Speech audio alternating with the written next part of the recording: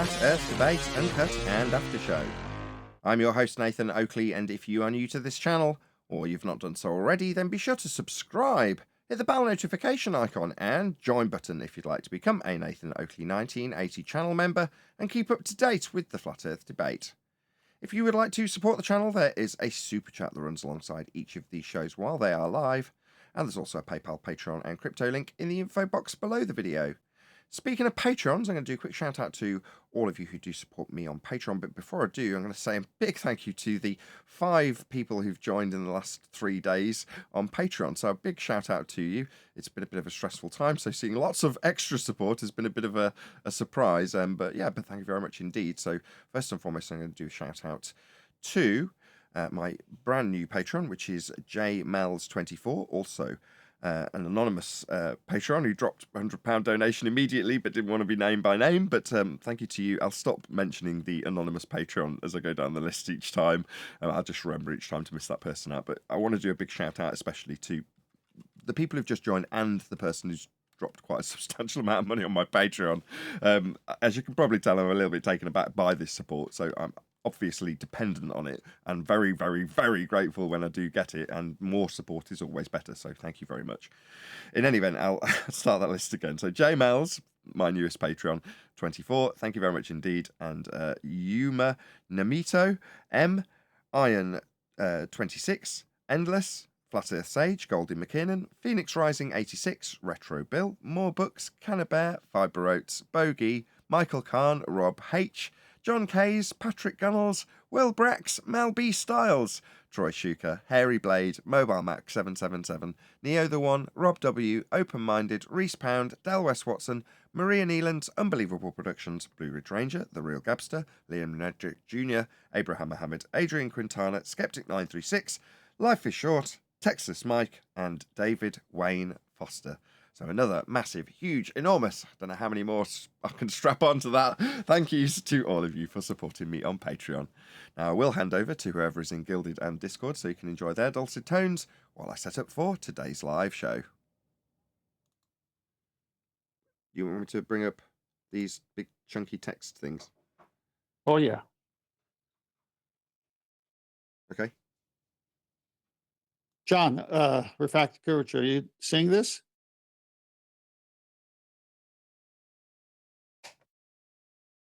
The process of reading it right now. Okay, I'll go ahead and read it. In the preliminary course in mathematics, it was stated that plane trigonometry is the branch of mathematics which treats of solution of the plane triangle by means of the relation that the sides and the angles of a triangle bear to one another. In plane trigonometry, we deal with plane triangles, figures on a plane surface, composed of 3 angles expressed in angular measure and 3 sides expressed in linear measure. In spherical trigonometry, we deal with spherical triangles, figures on a curved or spherical surface, composed of 3 angles expressed in angular measure and 3 sides expressed arc measure. Here we go. The plane triangle is developed into the spherical triangle by a series of combinations of plane trigonometric ratios and a final transition into the formula of a spherical trigonometry that gives the cos A and all that. Substitution transforms this formula into one composed of terms requiring celestial navigation. And you see the HAV in that formula. Figure V shows the basic spherical triangle with parts leathered. Figure VB shows combined diagram on a plane and the meridian, etc. Resulted astronomical triangle. Figure VC shows the triangle PZM with the component parts leathered. The substitution referred to the above notes illustrated by the renaming of the basic spherical triangle, figure VA, into the navigational triangle. Once having obtained, well, go to the next slide because I can read it from there. Once having obtained Z, the zenith distance by solving the formula, have Z equals have, and then some more formulas, is obtained by subtracting from 90 since HC equals 90 minus Z. The formula stated above is the cosine Haversine formula, which is the basis of practically all the so-called modern methods of navigation. And these methods involve the solution of an astronomical triangle in one way or another, and differ but little from their basic principles. So I think John's Hold on. transformation should be Hold on. a housekeeping question. Just one sec. Just one sec. I want to read one of those sentences again. The plane triangle is developed into the spherical triangle by a series of combinations of plane trigonometric ratios. Yeah, you got it. And a final transition into the formula of spherical trigonometry. Loosely translated, we measure and derive our maths from a flat Earth and then change them into a globe Earth. That's what that says. Sure does. Did you hear the bit about admitting the Haversine in there as well? Yes. Is applied to a flat plane? Yes. And further to the application of the Haversine, then they can start worrying about how the triangles are spherical. It's like, what, after you've converted it by way of the Haversine to be spherical, why would you want to do that if it is spherical? I think you will end up with this being a housekeeping question somehow, John. I think it's excellent because the differential between two planes is what's being described, isn't it? Where'd you find this? Oh, this is from an astronomy book. I got more. This is just the tip of the iceberg, so to speak. I mean, this is what the research is showing. Obviously, we killed it with what's an angle, Sexton's angle measuring device, and you can't get an angle from a curved surface. You need a straight baseline. So that destroyed them. And then, obviously, when I saw the PZM or PZX, they change it every now and then. Navigational triangle, it's always projected from the equatorial plane because that's where the plane triangle comes from, the equatorial plane, because all the navigation books numbers come from the equator, the Earth cut in half, so flat surface. That's projected to the celestial sphere in their writing, and then reprojected back to the arc of this Haversine changeover. So I started researching that, and that's where John picked up on it, and he knows this more than I do, and he came up with that wonderful housekeeping question. I hope you do include a transformative. If you could say it again, it was the way you said it was great. Me or John? Sorry. It's a difficult question to formulate because, and I don't really get enough time during the day to put thought into how to formulate the question. But it's basically, what do you believe you're applying the Haversine formula to? Because they've already got a spherical sky in that the celestial sphere model. You know, what are you needing to transform? If I could, but don't even bring up with never leave it rhetorical. Answer the question, John. What do they need to transform it to? What, or in other words, what's the necessity to go from what to sphere? I want you to phrase it though and answer it. Yeah, that's like how the housekeeping questions are all contained. Like, why are you applying the Haversine formula to a flat plane and then it's saying it's not a flat plane? Yeah, that's what I'm trying to get at you, because that's what it needs to be made explicit in the question.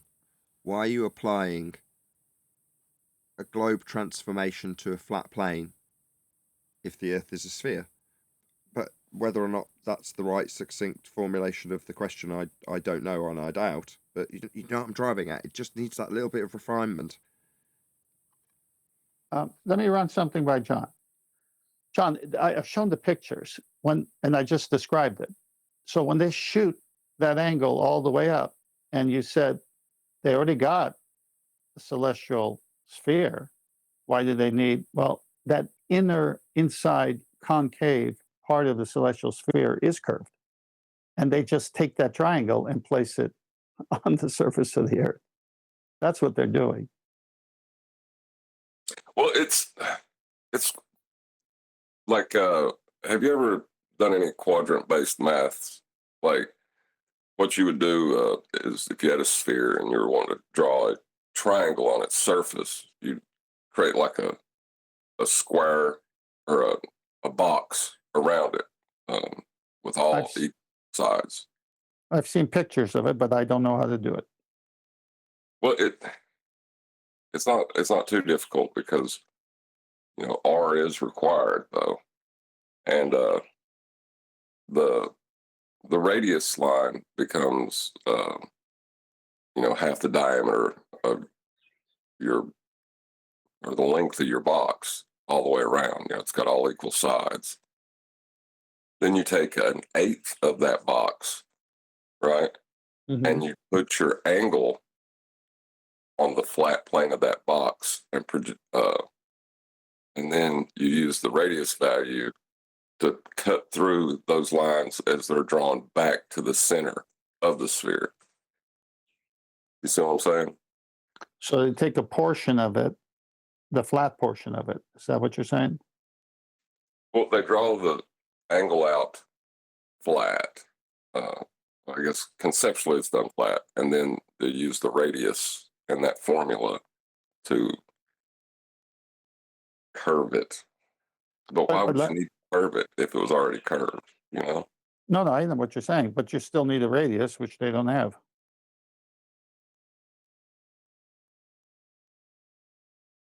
Yeah, it's a clusterfuck for them right now. Just pardon my French. Good morning. Good morning. Hey, Neil.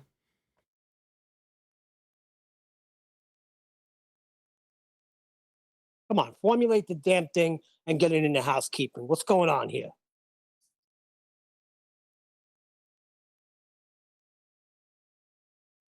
Well, I'm just lazy, Neil. Thank you for putting the pressure on me. John, come on. Just make a sentence up. You can do it in your sleep. You're not giving yourself enough credit here. I'm here to encourage you. Formulate that bad boy. Well, to get it to be a self-contained question is the hard part, right? Because the logic has to be kind of in your face. Didn't you already have it by calling a transformative equation?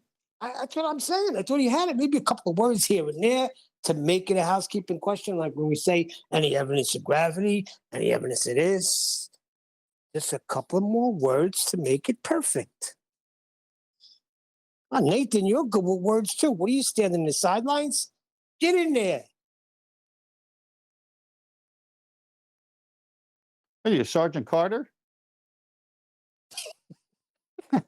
I'm still annoyed that I cut myself yesterday, man. Oh, how did that end up? It ended up with 5 stitches. And every time I went back to the job site, every time I bent down and got up, my equilibrium was off. Oh, yeah.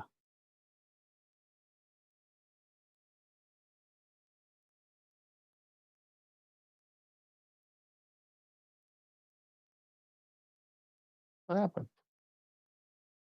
Some areas I got bad reception.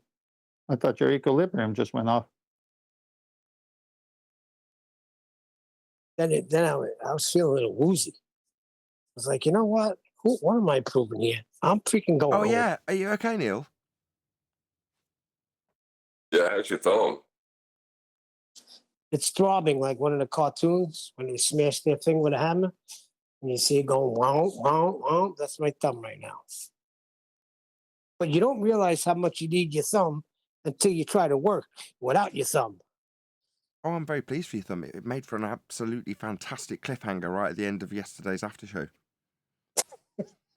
Yeah, in Hey, fact, Nathan got 10 thumbs up just as you left.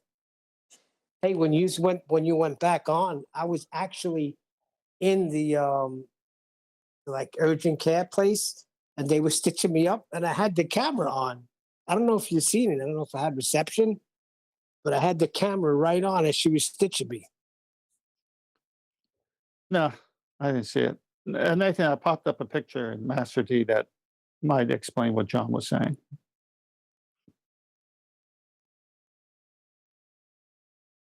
Okay. Yeah, so the angle comes from the center of the Earth, that equatorial plane. It's shot all the way to the imaginary celestial sphere, the concave inner side of it. And you could see the arc there. And then it's recasted down to create the globe Earth.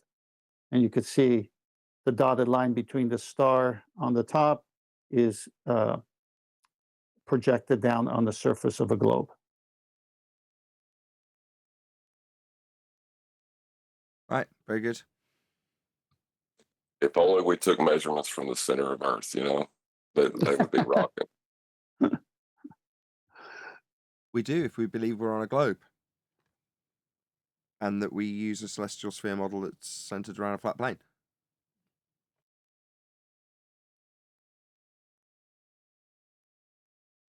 Well, that's why celestial navigation works, because we are on a plane, a regular plane called Earth.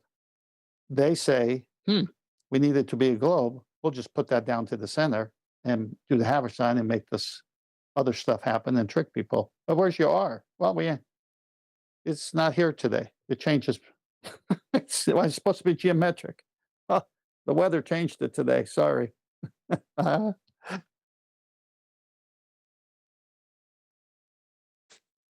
This is the origin of disco ball Earth. You remember the surveyors talking about, the flat plane in relation to the sphere and tangent planes and stuff. Like, they're saying this stuff like it's fact, that the plane is out of phase with itself, that it's the angle of the plane is changing instead of just the angle to the stars is changing. I can see that as being something that an ordinary person who I think the term is cognitive dissonance, has come up with to explain it away. So they're looking at it going, okay, so take the angle from a flat plane, but I'm on a sphere. Well, to right that wrong, to square that circle, I've got to say that what's stretched out in front of me is a plane, but it's simultaneously going to be the angle to the stars that I'm measuring versus their GP on the plane. So I've got to also make that plane quite big. Okay, so we'll make a very big plane and then stick that plane to the sphere so that I can have this measurement that's working from the center of the sphere translate back up to the plane, but then it's not a plane. Then it's translated up to the curve that we're actually standing on. I gotcha. That's why we do it that way. So measure it off a plane for the angle that's in the arc that I see in my view through my measuring tool, translated back to the center of a sphere, and then back out to the curve that I had to ignore and couldn't measure from. Great, I'm there. Sphere. I'm all good. You can see how somebody in pure cognitive dissonance has gone through that process to come up with disco ball Earth, in essence, a whole load of tangent planes stuck to a spherical surface. I have it in Master D. If you go to Master D, I got 2 pictures of disco ball Earth. Yeah, they're confusing themselves, basically. Before you do that, when you talk to people, they don't deny it either. They say, yeah, of course, that's how we get the measurements. They don't deny that they're cutting the Earth in half and they're going to the center. Because they don't know what measurements are then.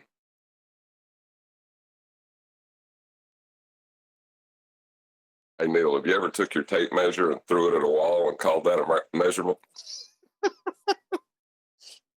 That's funny. that would probably be more practical than what they're doing.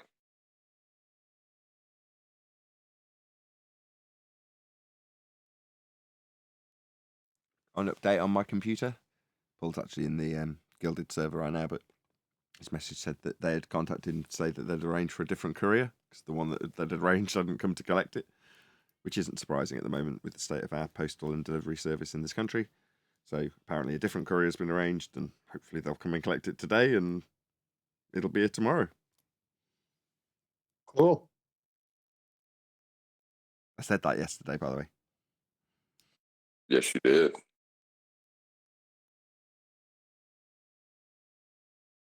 Wish there was suspenseful music to play in the background after I said that.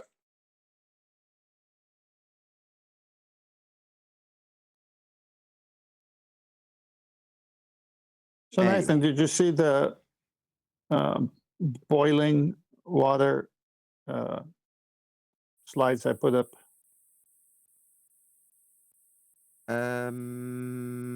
Yes. Do you want me to go to those? Yeah, go through each one while we wrap before the show I can't starts. remember which chat room it was in. Master D, the first one's got a Okay, I'll start from the top. techscience.com. Yes, you talk Yeah. us through them. So what's in this picture is a pan of boiling water with a thermometer in it at 100 degrees C. Yeah, that's what it is. Next one. Oh, this is interesting. Tap water, time 6 minutes 40 seconds. Temperature 100 C. Salt water, time 6 minutes 40 seconds. I'll have to try this one day. So seems to be doing it at the same time, or it's asking you to do it. I don't know. It was just one picture. Be interesting to find out. Next one. What temperature does water boil at? Well, it's got a bunch of things here. And this is what's beautiful about control variables and all that kind of stuff. Everest gives the elevation 69.94. Kilimanjaro gives the elevation 80.33. La Paz gives the elevation 87.71. London, your backyard, 99.96. Sea level, 100. Baku, 100.1. The Dead Sea, 101.4. What would you call this, Nathan? Contradiction or cause and effect It's not really within particular situations? You've given me a false juxtaposition because there's no description of the cause and effect in this that I could read. I did go through them all, right? I don't know if you want to carry on or do you want me to actually comment at this point? Well, it's talking here at the bottom. Why does water boiling point vary?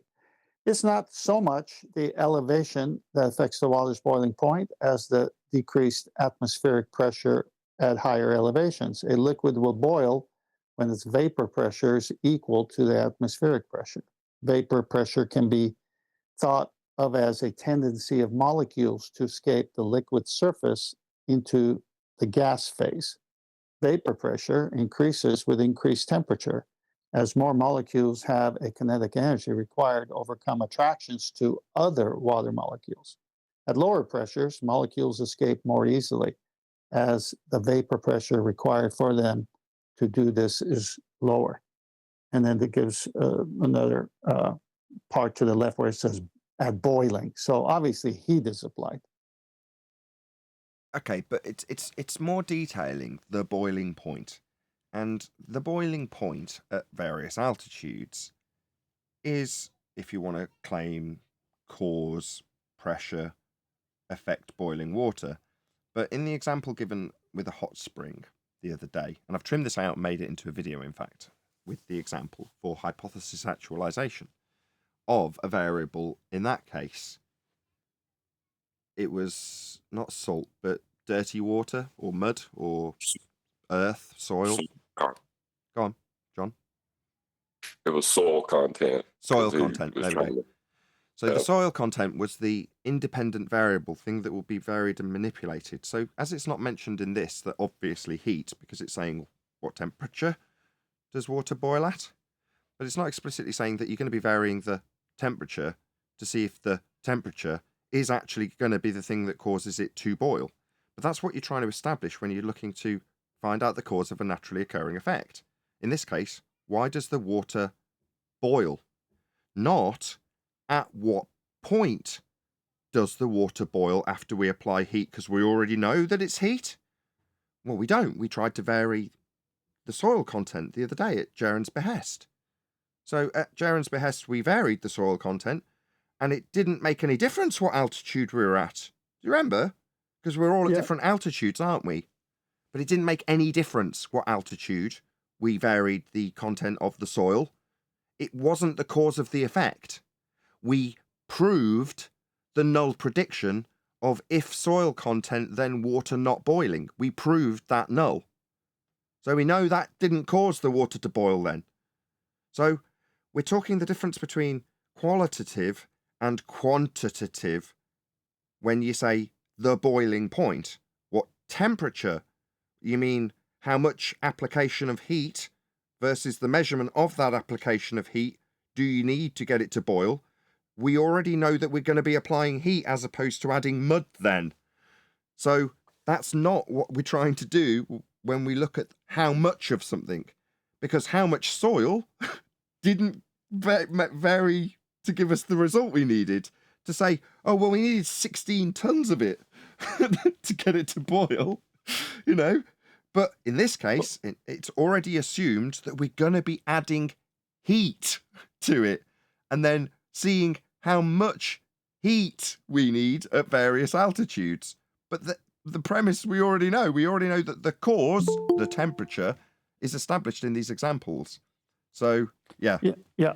No, let's move on. So I can finish before the show starts. So the next one is, at what temperature does water boil? Now you can see it's got heat, so it's obviously heat. And then it's asks you a question. Is it 1 degree, 10 degree, 100 degree, 1,000 degree? Well, we know the answer to this one. If it's at sea level. Go to the next one. Boiling point of water. Everest, 69.9 again, 158 Fahrenheit. Sea level, 100 Celsius or 212 Fahrenheit, and the Dead Sea, 1014 or 215 Fahrenheit. And then it gives the same thing as that previous slide said about the vapors and so forth when it goes into gas phase. That's it. It's pretty simple. I don't understand the big deal about using boiling water to say science doesn't prove things. I mean, it's so embarrassing. As I said, that's what I was thinking. It's the difference between qualitative and quantitative in terms of this argument. So there's a misapprehension about what's trying to be achieved when you already state things like, well, scurvy is just lack of vitamin C. What, they already knew that when they labelled it and they didn't have the fruit to give them? No, it wasn't understood to be a lack of vitamin C. They had to establish the cause. And in this case, we've dumbed it right down to the point where we know beyond doubt what will cause the water to boil. So what that means that the dumbos have to say, well, that's a given then. No, because if you take them to bare bones independent variables and only vary one thing as per the method of science, you'll see if, well, what about the salt content? What about the soil content? Okay, that's what we do in science. That's why you approach it with this systematic experimentation in mind. Because you're going to say, okay, you guys varied the soil content of the water, but does that mean that all soil won't cause water to boil? Well, okay, maybe there's magic radioactive soil that might do it. So we've got to do it systematically. Because then you find that, as a general rule of thumb, once you've established that A causes B and discounted that A does not cause B, you've ruled out one and proven the other, never to be violated. So, in this case, soil will never cause water to boil. Ever. We've proven that. It wasn't very difficult, and we've had to dumb it right down to show it. But in that equation, we can add soil at any bloody altitude you like if you want to take it to a control variable to argue about. Or we can talk about how much we're going to measure the temperature at when we vary the soil content. Oh, so we've got to have heat in the equation as the causal influencer on the effect we're studying. Yeah, that's what we're trying to prove when we put these things through the method. And we can put all of the listed things that Jaren listed, like salt and soil, through the method. But obviously when we do so, we'll hold heat constant. So whatever heat the water's at, atmospheric, sea level, whatever you want to hold constant that's not the thing you're varying, in this case soil or salt, one at a time, I might add, then that's all you're going to vary, how much salt's in the water. If you pile it in by the pound, does it make it boil? Nope. That's soil. Pile it in by the pound, does it make it boil? Nope. What about if you apply heat? Ka-ching! Yeah, that'll make it boil. But what about what temperature at what altitude? Well, that's not an independent variable anymore. You're varying two things. You only vary one to prove empirically that has caused the effect, with everything else held constant. But we're dealing with people who just simply don't understand this method. Now, over the weekend, I'm going to release a whole bunch of videos. I've got 4 edited. I've got the quiz cards with Ken. I've got the basics of the scientific method that I've just gone through literally 30 seconds ago. I've got hypothesis actualization, which is basically what we're arguing about in this regard. The experiment, how it's being hijacked by people who claim ether to grease the skids of their just so stories and claim science proves, because what? They've got this word experiment attached to some gadget or phenomena that they've observed that they haven't varied the cause of to see if they can validate it as the cause of the effect. But they'll still say experiment, they'll still say science, because they want you to still think they've proved it, when they haven't. So I've gone through hypothesis actualization, and there's a third one that I've forgotten. Oh yes, I've republished the visit 4 years ago, or just shy of, over at Globusters, where at the end I summarise exactly these points to Bob, and was told that it's ridiculous. That was his response, and told me to go away. Better leave then, if you're going to keep telling me that if it's not proving anything, it's not worth telling us it's proof. That's what's going to get published over the weekend. Somebody in the comments, might as well add this before we go live, I'm dragging over a little bit, made it clear to me that this is a band-aid that should have been ripped off ages ago. And that if there was any damage under the band-aid, it's already done, healed, and we moved on far past it. So when it comes down to you've got to do something reactively, you can't just sit around on your ass when someone's calling you a bloody scammer. Suddenly the band-aid's ripped off and you're having to reactively deal with all this nonsense. But why not spin that positively and turn it into an educational experience for the people around us? And so be it. Jaron's the example. He had his chance to retract his lies about me being a liar and his scams about me being a scammer. And he's chosen not to. In fact, he's doubled down it with Facebook comments that I'm not interested in reading, but the guys on the panel absolutely want to go through. They're very passionate about that, which I'm very grateful for. It's them as much as me. But we know who it's mainly directed about. I've been named personally. So ultimately speaking, this is going to be a useful teaching tool. It's something I can get behind with a bit of passion in my blood, which I'm sure the audience can sense the real passion and disdain in my blood when I'm talking about Jaron and how he's wronged me, which is all this boils down to. No pun intended. But there's a teaching opportunity there. And hopefully the passion and disdain for Jaron, in regards to him claiming I'm a scammer for saying science proves, will come across to the audience as we go through the scientific method and its value. And hopefully it'll gen up and lend more credence to it because of the passion that's behind it from all of us. And as I say, I'm very grateful for that. And it's worth going 5 minutes over late into the live show to say that. Anybody got anything to add? Because you're more than welcome. I'm going to go late regardless. I have something real quick. Continue it because certain people come in the chat calling to end your show. So continue on and let it be a teaching opportunity.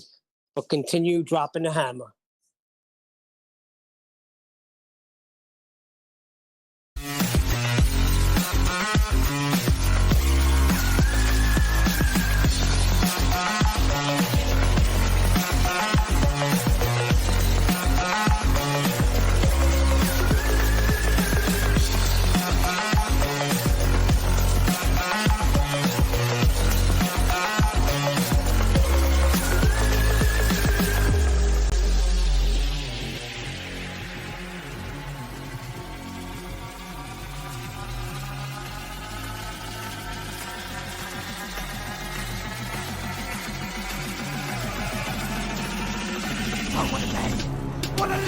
Welcome to Flat Earth Debate Live. I'm your host, Nathan Oakley, and if you are new to this channel or you've not done so already, then be sure to subscribe, hit the bell notification icon and join button if you'd like to become a Nathan Oakley 1980 channel member and keep up to date with the Flat Earth Debate. If you would like to support the channel, there is a super chat that runs alongside each of these shows while they are live, and there's also a PayPal, Patreon, crypto, and thanks button in the info box below the video. Most importantly, if you'd like to join the discussion, simply mute the page you are currently watching, then click the link in the info box below this video to join the panel and express your views on the nature of Earth. If you do join, please don't swear. If you do, you'll be ejected. And if you are, please don't try to rejoin the stream using sock accounts. You'll be warmly welcome back on the next stream. Please also share the show on social media. Sharing the show obviously increases the live audience, but this in turn increases the chances of a more diverse panel, so please share the show on Facebook and Twitter.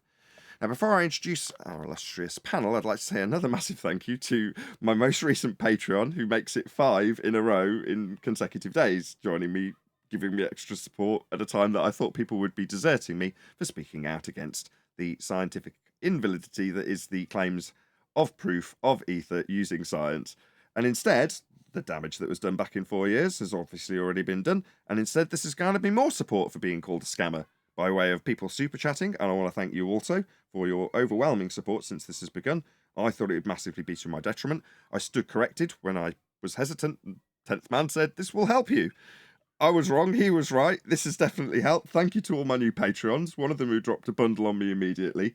I'm overwhelmed and elated because I rely upon the people of Patreon and others in YouTube and AdSense and all that stuff to live on. So I'm very, very, very grateful that the support has increased rather than my livelihood being threatened, which is why I'm so furious with Jaren. But there we go. I just wanted to get that out of the way. Shout out to you, all of you on Patreon. If you want to join me on Patreon, I really appreciate all of your support. There's a link below if you did want to join.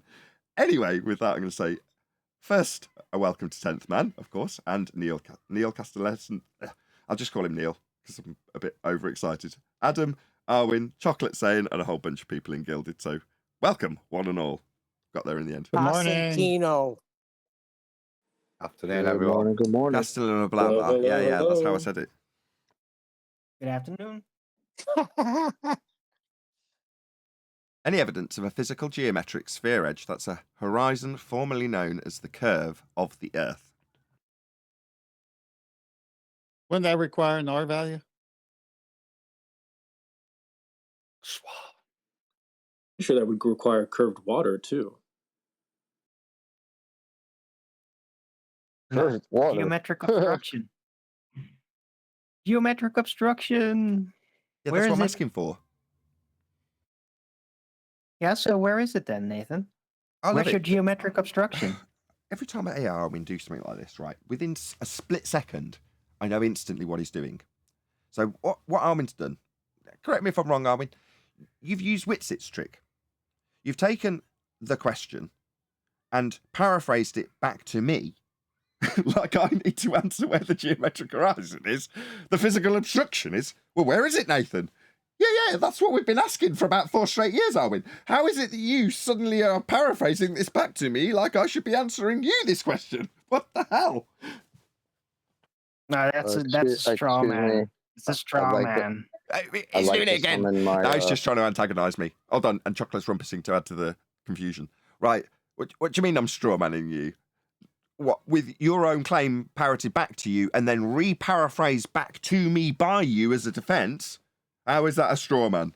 I'm keeping up so Well, far. you just don't want to answer the question. Guys, doing a good job, you've got to admit, ladies and gentlemen. Arwin, go and subscribe today just for that third in a row. ARWIJN. He has a show an hour before this show. He's ace, right? This is what makes Arwin fucking ace. So, yeah, okay. I'm just not answering. What was that reply? I can't even remember. I've lost track now. Well, where the geometric horizon is, where is it, Nathan? I'm not I going to be like to- defending that claim. Can I pull out my citation now? Sure, sorry, Chocolate. My citation is the rumpus. The geometric horizon only exists in the maths. Case closed. Thank you. Yeah, but in the maths, it's asserting that it's our world. It's called Earth curve maths and is claimed to be the derivation of the physical geometric sphere edge that blocks boats and buildings in the photographs. The bit being in the photographs, we know that's not the case, but go on. Wait. So we don't live in maps? That maps aren't blocking boats and buildings in the distance? That's what you're saying? No, the last image Can't of be. the black swan was an image of 2 oil rigs. This image, which would be derivative, I think this is from AB Science or Simon Dan or someone like that, has got, number 1, it's got 2 horizons. Number 2, it's got your own head in the view. So you're seeing both the target, which would be the picture front on of these 2 oil targets. Well, number 1, they're not one behind the other anymore. They're side by side in orthographic view with your own head in view, with 2 horizons that are single points on a sphere edge in view. We don't see the world like this, but that's where the geometric horizon exists. Well, chocolate. According to Akumu virus, math is reality. This is math. Man. So, no. Here we go. That's what a horizon really looks like. It's not 2 points, one that's geometric, never to be seen, but also simultaneously claimed to block boats and buildings, and one apparent. That would be the apparent position where the sky meets the ground or sea. That's what they had in that diagram just past. Here's a real horizon. You've got 2 oil rigs with the horizon behind them. Well, that's because it's not blocking them. It's not a physical limitation to their view. It's not a hill in the way. It's not Earth curve. Hashtag black swan. Hashtag one horizon. Chocolate, if you have 3 apples and you take away 5, in reality, how many apples do you have? I Negative. do that because Okay. I don't have 5 to take away. Thank That's you how very that much. works in reality. Okay, so now if you have 3 apples in math and you take away 5 in math, how many apples do you have? That would be -2. Don't they taste good on that side of the line? You can't have negative 2 apples. Maths is not reality. It's a description. It's like a language. It's like saying English is reality. Well, no, English is a language. You use it to describe things. But it's not the reality. Neither is maths. Maths is just a way of describing things. It's a language. So you're saying somebody can't slap me with a bag of 5 or something? No. Nah. Well, negative apples Oh, are man. kind of pear-shaped. So Say again, Creation Bear. I was just saying, negative apples, they're pear-shaped. So, just watch out. It's not a perishing apple, though, is it? A negative apple is an apple for the future when one's redeemed that you can pay off the deficit with, if you want to put it in descriptive terms, and try and actualize that into a physical means of describing how an overdraft isn't actually, you having negative gold back on the old standard. There isn't such thing as negative gold either. But He said But you know what's pear-shaped. funny? That's the answer you'll get sometimes when I ask that question. Can you take 5 apples for me if I've only got 2? Well, yeah, I can take the 2 and then owe you. Like it's like, no, we're not talking about IOUs, guy. Relax. Just talking about right now, right here in front of me. Can you take 5 if I've only got 2? the point being that we don't live in the maths of the physical geometric sphere edge horizon that we see in Muppet Vision, as per this donkey dick horizon, second horizon that we don't see at a geometric point they need for R in this diagram on screen being held up to a donkey. In the diagram, you've got the side of your own head, 2 horizons, load of nonsense. That's not where you live. But you can describe it if you want to reify the world into a spherical surface when you can't get R, because this is paradoxically taking away the R you need to bend the horizon with a refracted 7/6R value. You can do that, but it doesn't mean you live in this maths. And Rumpus, our former opponent who likes to lie through his back teeth about what he's claiming, i.e. that there is a geometric horizon blocking the Isle of Man, and then there isn't, it's always been refracted, aka a lie that he told and will never return as a result. It's the kind of thing that you can reify into existence if you choose to do so. We don't live in maths. Maths is a descriptive language. That was a real complicated way of saying boats don't go over the curve. So basically, we know it's a thought experiment, and the whole Western world, for the most part, and other parts of this world, have seen the tricks and said, "Yeah, that's my reality." And then here comes Flat Earth Debate and says, "Here, let's uncover the tricks." And this is why your show is going to succeed, Nathan, because we're showing people how they've reified math and said it's reality when it's not. Because they didn't show R, they didn't show a geometric horizon that actually blocks things, and they can't. Any evidence of axial rotation of the Earth-based variety? Another thing they can't show, Wouldn't that but mean they my house say is it's moving? happening. Hold on, 10th. Go again. Was that Creation Bear? Go ahead. Yeah, sorry about that. I didn't mean to rumpus you there, but 10th. But wouldn't that mean my house was moving Well, if there was axial it dep- rotation? yeah, the house on the Earth and the Earth was moving. They both would be moving. Yes.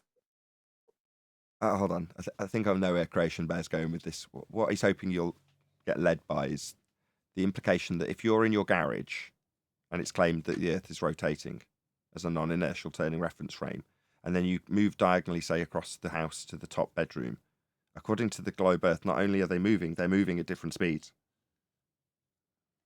Correct? Is that where you're going with that, Creation Bear?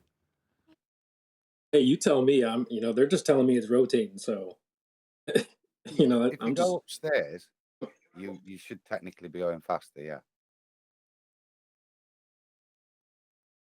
Hey, if that's what the experts say.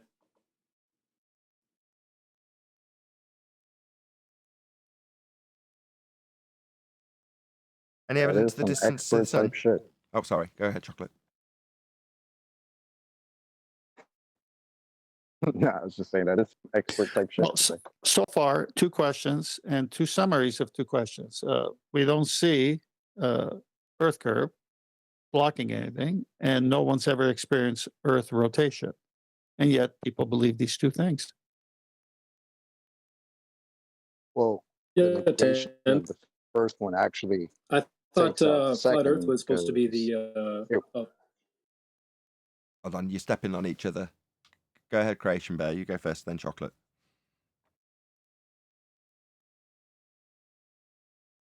Yeah, 10th. I was just going to agree with what 10th was saying that apparently flat Earth is the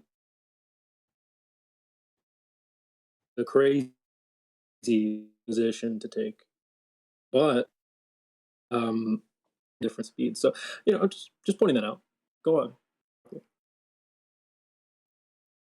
ahead, Chocolate.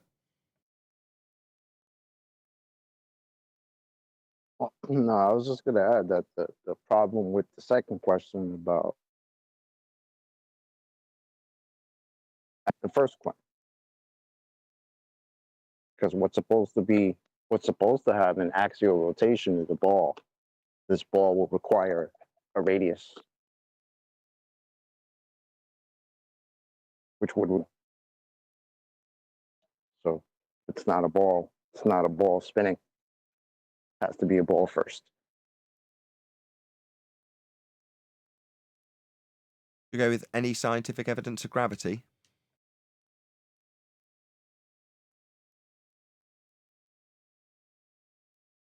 Can you define it first? I'm not claiming it, but the current Gravity. definition. Go on. What's that?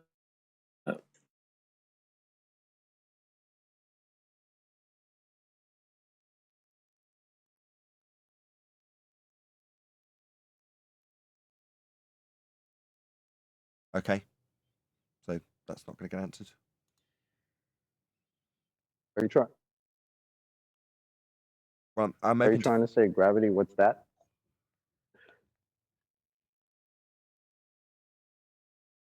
You try that one more time. Any scientific evidence of gravity?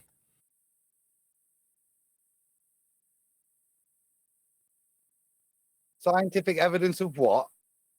Thank God you're here, Adam. Hell. Shout out to Travis.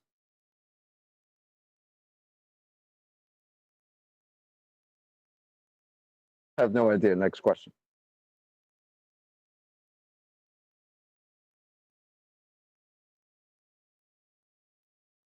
Let's move on. Any single viable And hypothesis don't fault from. me. Well- Don't fault me.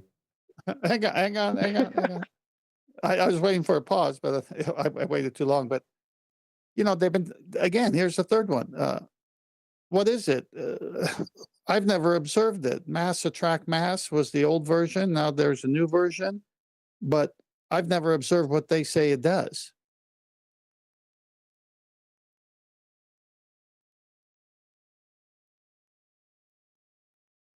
I'll pull out my next citation.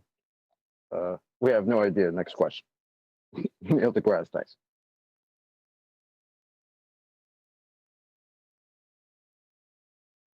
That's an astrophysicist telling you we don't know what gravity is. It's the globe priest. Yeah, Priest of science communicator and all of such things. But he tells you straight up and down. I have no idea. Next question. As far as what it is, we don't know. Well then, why do all these people on the internet who call themselves globers or whatever feel the necessity to tell us what it is when the astrophysicists, the globe priests who run around teaching this shit don't know what it is? That's adorable to me. Sure, but So far we've proved. they'll happily throw Neil deGrasse Tyson under the bus, though, won't they? You know, the moment he says something that's in line with heliocentrism and the actual globe rhetoric, but doesn't comport with the anti-flat Earth rhetoric because that standard globe rhetoric that Tyson punts has been overcome by us, they'll just throw him under the bus. Oh, well, he's just not right. We're right with our anti-flat Earth rhetoric. So far, with all these questions, it proves we live in a false reality that they say is our reality, and we've proven the matrix already. Any single viable hypothesis from any of the fields of astronomy, cosmology, or astrophysics?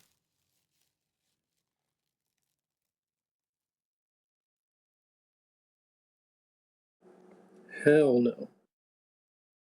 Can you define what a hypothesis is?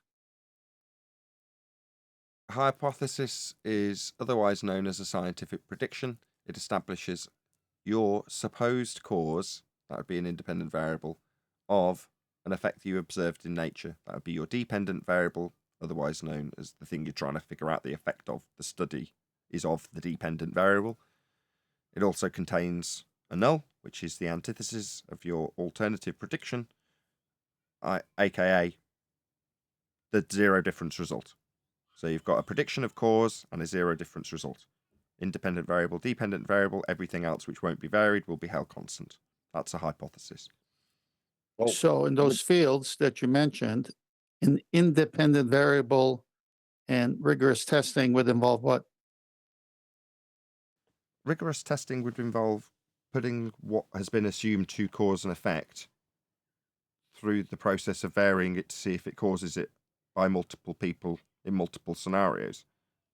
So you can validate empirically that there's been nothing done incorrectly in the method. As long as the method's been followed, it's not actually necessary to do it more than once, but men are fallible and you've got to try and figure out if there's anything we've done incorrectly. So you do it over and over and over and over again and hope that along the way people will ask further questions that will expand your scientific knowledge and develop more experimentation to be done upon discovery of new phenomena. So that's the process trouble. of science. Go on, Adam. That's going to be the trouble in those fields. You're going to have plenty of dependent variables, phenomena that you can witness. But if you're going to then try and put any of those fields into experiment and vary anything, that's going to be your issue. That's probably still why we're still waiting for a hypothesis. which means you can come up with hypotheses all day, but to have an actual viable one would be a problem. Which is why that word viable is in that question, right? Sure, but you haven't got to have that many things fulfilled to be a viable hypothesis. In fact, really only two when you break it down.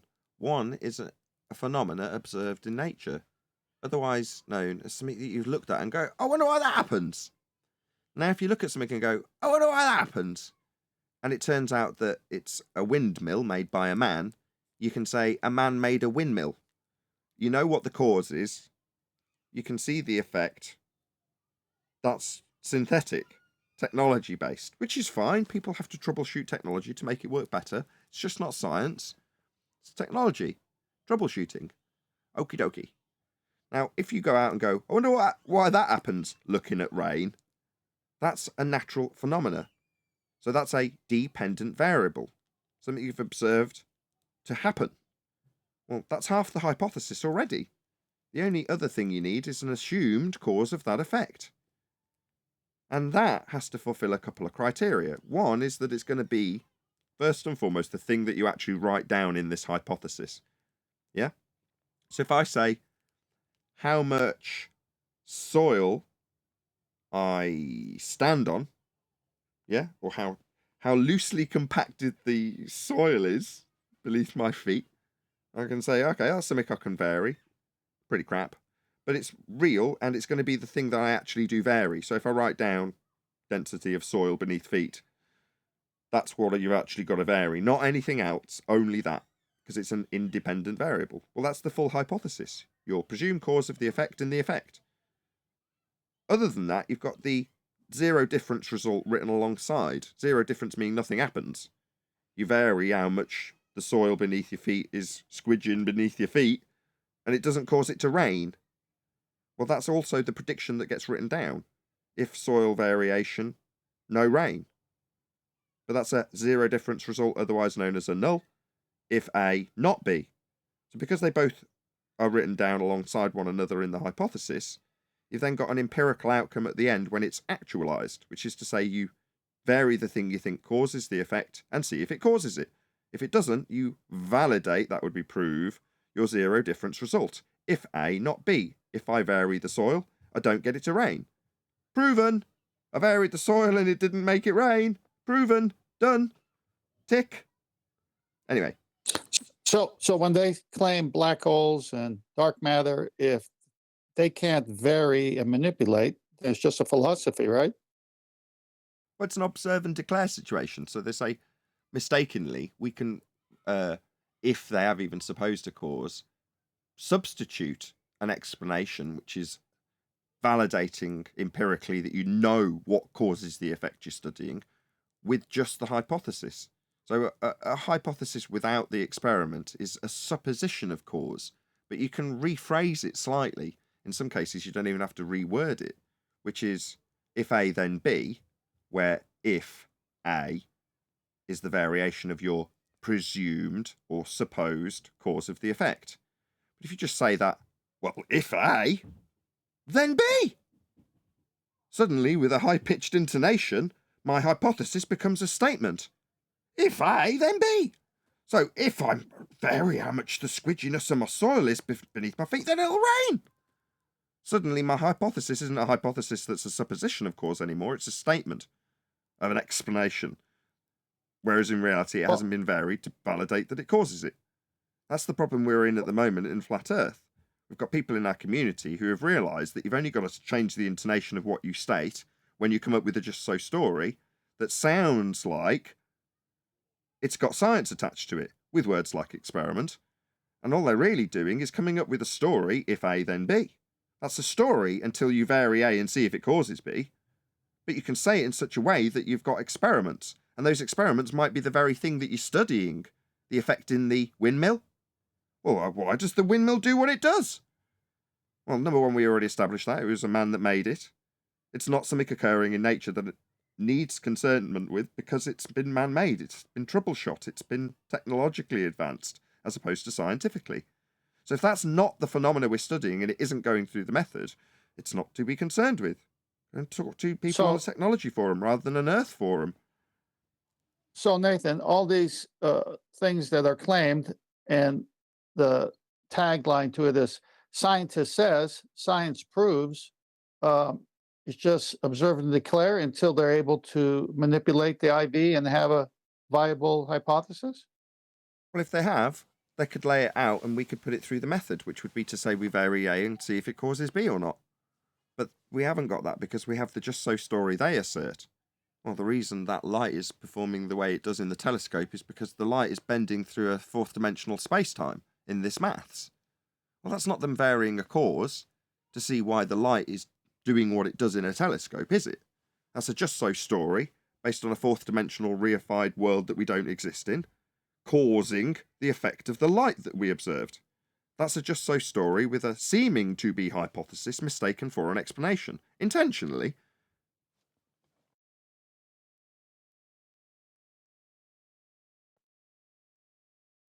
Speaking of skies and stars and telescopes, any evidence that you can have gas pressure without a container?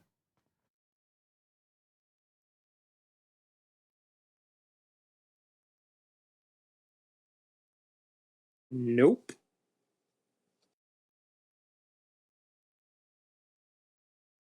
Any evidence of a self-perpetuating molten iron core at the centre of a presupposed spherical Earth?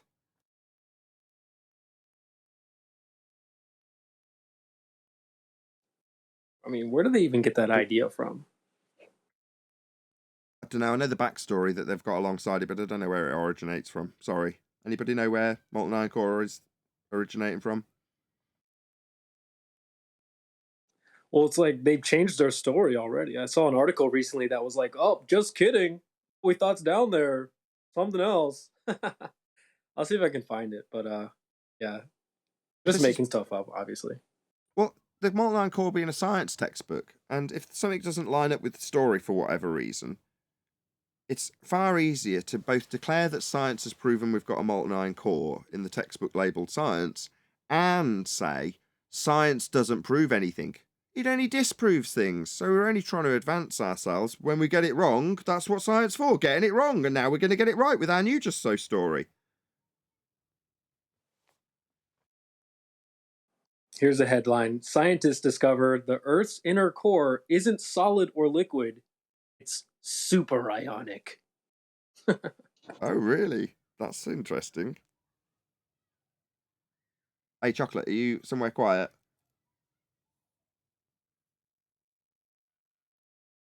Yeah, it's pretty quiet where I am. Okay, got a couple more Why does it sound housekeeping to you questions. guys? I'll do a proper introduction to what we'll be doing shortly. Any evidence of the R value, Earth radius?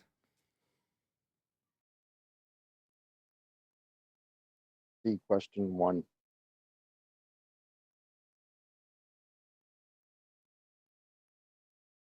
Any evidence that you can acquire an elevation angle measurement from a curved baseline?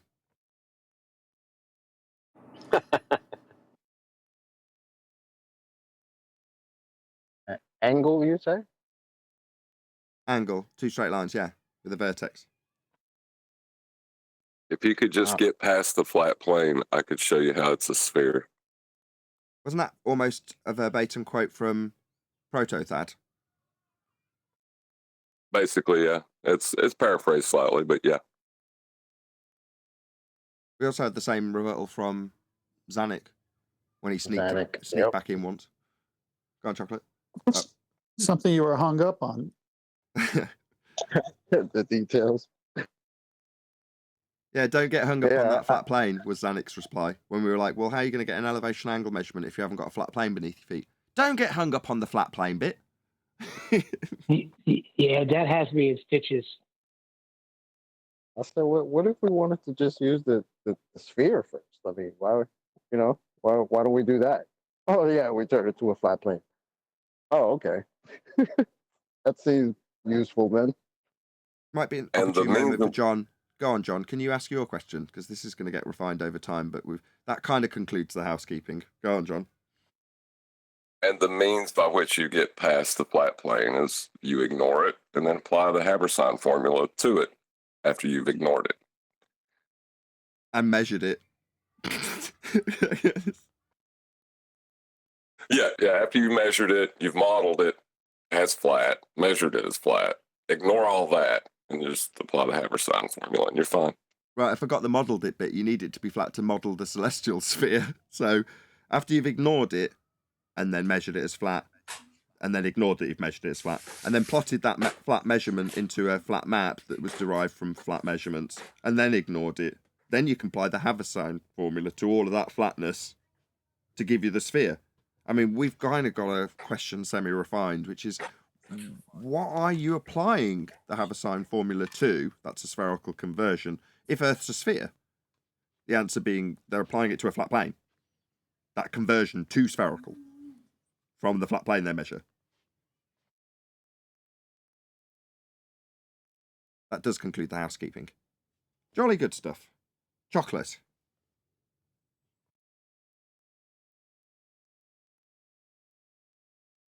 Give me a second. Give you a few seconds. Okay. Well, I'll do a warm up. So yesterday we were still chatting away after hours on G Plus for whatever reason, and it was brought to my attention that I'm being slandered on. I shouldn't really laugh about this, but it's backfired no matter what. I can't really deny the fact that this has gained me more traction, more money, more everything in terms of positives, it's all gone very nicely for me at this point. Nevertheless, Jaren's attacking me on Facebook, so I'm told. Now, when I was told that this has all been posted in Skype, and I was asked, have you read it? I was like, no, I haven't read any of this. I'm not interested. The guy said to me, why would I read this? No. So, in any event, the people who did read it were like, no, well, we want to react to it. So, based on that, I haven't actually listened to it being read out in full, but now it's going to be you'll hear my reaction to it for the first time, because I wandered off while they were discussing it on the what would we call that? An after show, private call, whatever we call it. But yeah, the guys wanted to go through it, and Chocolate's volunteered. I say he's volunteered. There was a lot of discussion to actually read out the text in the first instance, and then we're going to discuss it after the fact, if that's okay with everybody. If you are in Gilded, please pop yourself on mute. If you're in G+, again, if you can pop yourselves on mute, I'll do the same. Chocolate will read through it, and then we'll go through it piece by piece. Chocolate, I've bought you enough show time. that you didn't let me know about. That means if you are in G+, say it one more time, a little bit slower. Please stay on mute. Chocolate, do you need me to buy you a few more minutes? No, I'm good. How do I sound? Sound great. Is it quiet?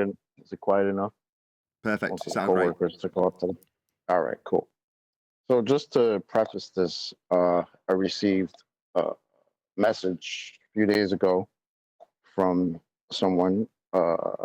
Shout out to Steven, who sent me this. He's been a friend for a while, a long time subscriber to the show. Always hits me up with good stuff. And he sent me this message on Facebook, which was a link to, I guess, Jaren's Facebook, where he had a nice diatribe against Nathan and us. And I'm just going to read it out, just so you know. I mean, it's public information. It's on Facebook, so I don't think it should be a problem. So here we go. Jaren Campanella. Isn't it sad we have to navigate this world by dealing with scumbag scammers around every corner? They may seem nice at first, but you realize quickly that they are monsters. Disgusting, garbage humans that care for no one but themselves. Vile, gross, pathetic excuses for men are everywhere, so Nathan Oakley isn't special. Just another turd on the ground you should walk around. Because once on your shoe, it becomes cumbersome to scrape off. You see, what scammers do is they find a target and realize, oh, look, I can get more than 1,000 views if I start talking shit about this guy. I'll put his face in my thumbnails and name and description because that's the only way to get anyone to watch my tired nonsense. Please share the show. It's fun. 10th Man comes up off Nathan's junk a few times a show. Basically, to summarize, that he was just down there measuring angles. Arwen might show up to rage quit and throw things. FEH, in parentheses, Flat Earth Homos, used to be a decent show. Until Nathan couldn't get views anymore and decided to become a yelling, screaming garbage slinger. Did a whole video about me saying I'm doing this or that because of Ether. Yeah, you heard me, because you know how much I talk about Ether. But expect it. When all someone has is a mute button and strawmans, you can bet that person truly has nothing. Want an example of how the good person he is? He writes me a sob story about how me calling him a scammer is taking food off his plate. So I'm thinking, maybe he's an idiot who actually believes the crap coming out of his mouth. So I attempt to listen to his show, and he says he hopes I get hit by a bus. Real good person over there. I'm supposed to care about taking food off of his family's plates, while this guy hopes my family grows up without a dad or husband at all. Garbage human. Notice the trend. It's all a show, ladies and gentlemen. This is the only way for Nathan to get over 1,000 views. So expect it. He won't stop scamming, even using flat earth fights to get eyes on his shit show. Word of advice. If you've been doing a daily show for 7 years and you get 1,000 views, quit.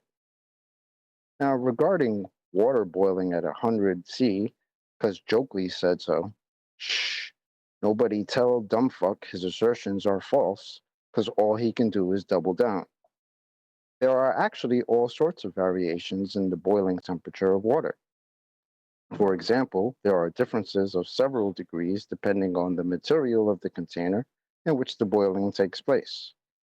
And removing dissolved air from water can easily raise the boiling temperature by about 10 degrees centigrade. So Nathan, if you need money to feed your family, period, then make a bet. 5K. Loser leaves YouTube. The bet is simple. You and I go into a lab or wherever you choose, and we heat up 3 things of water. If they all boil at exactly 100 C, you win. But when all of a sudden you have to worry about what the container they are in, and you realize water boils at 98, 99, 101, 103, then give me my money and get the fuck out of here. No room for scammers here telling people water boils at 100 C. What kind of world does this clown think we live in? Define boil. Burst bubble?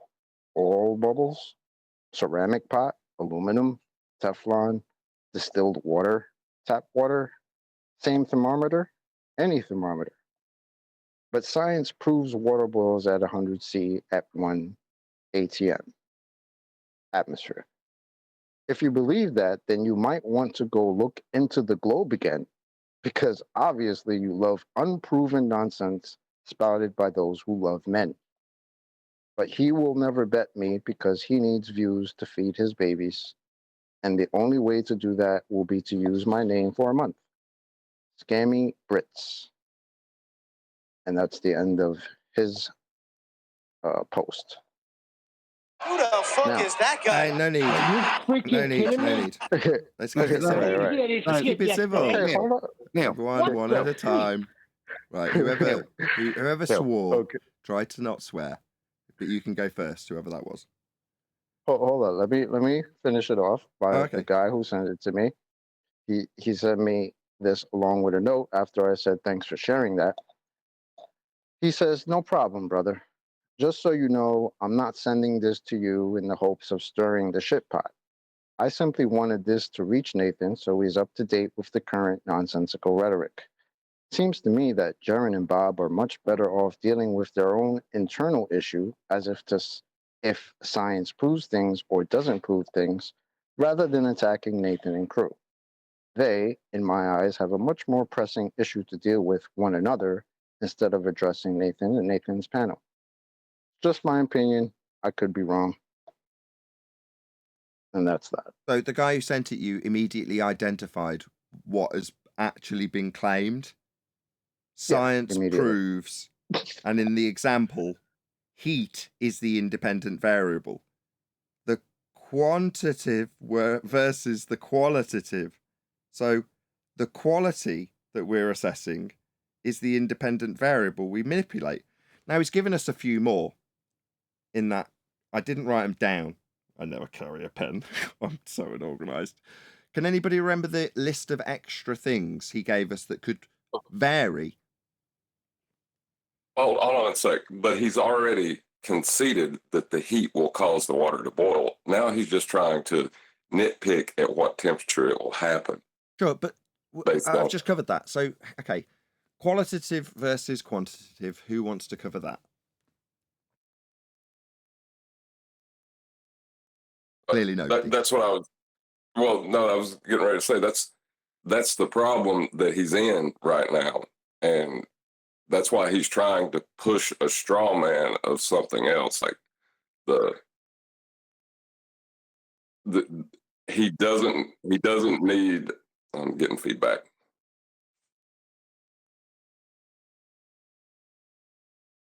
He needs to be able to assert that these other variables will affect the temperature at which the water will be boiling and argue over what boiling is. But he's conceding that heat will cause water to boil. So he's already lost the argument. Now he's just trying to nitpick after he's conceded. I find the irony of that is that he's going to use an empirical scientific method to demonstrate to Nathan that science doesn't prove anything. Interesting, huh?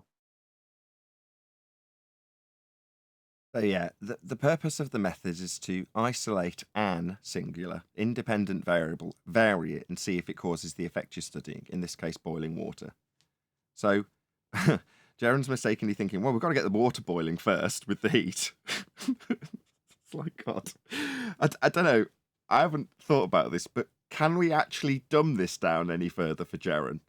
We've already covered it, and he said in this message, it seemed like he'd listened to the show when we covered the soil content that he raised last time. So we all varied the soil, obviously keeping everything else constant. That's how the method works. The word independent should give the game away. It's a variable that's on its own, alone, without anything else changing. So Jaron adding in, well, what about if this changes? Yeah, no worries. Yeah, we've got to vary the what to see if that causes it to boil. Now, the reason I've included 100 degrees C at sea level is to state that there are controls. They aren't necessary in a hypothesis. Water will boil if heat's applied, right? That's simple stuff. I thought I'd dumbed it down enough for the guy. Clearly not. Okay, no worries. I mean, I'll try and dumb it down a bit further. But we can add all of the variables you like through the method, one at a time, by holding everything else constant and varying the container we put the water in, Jaron. Yeah? No, it's not exactly something that you'd find in nature, causing water to boil, but that's fine. We'll make the exception for you because we're dumbing it down, and we're going to use synthetic stuff because you've introduced them. No problem.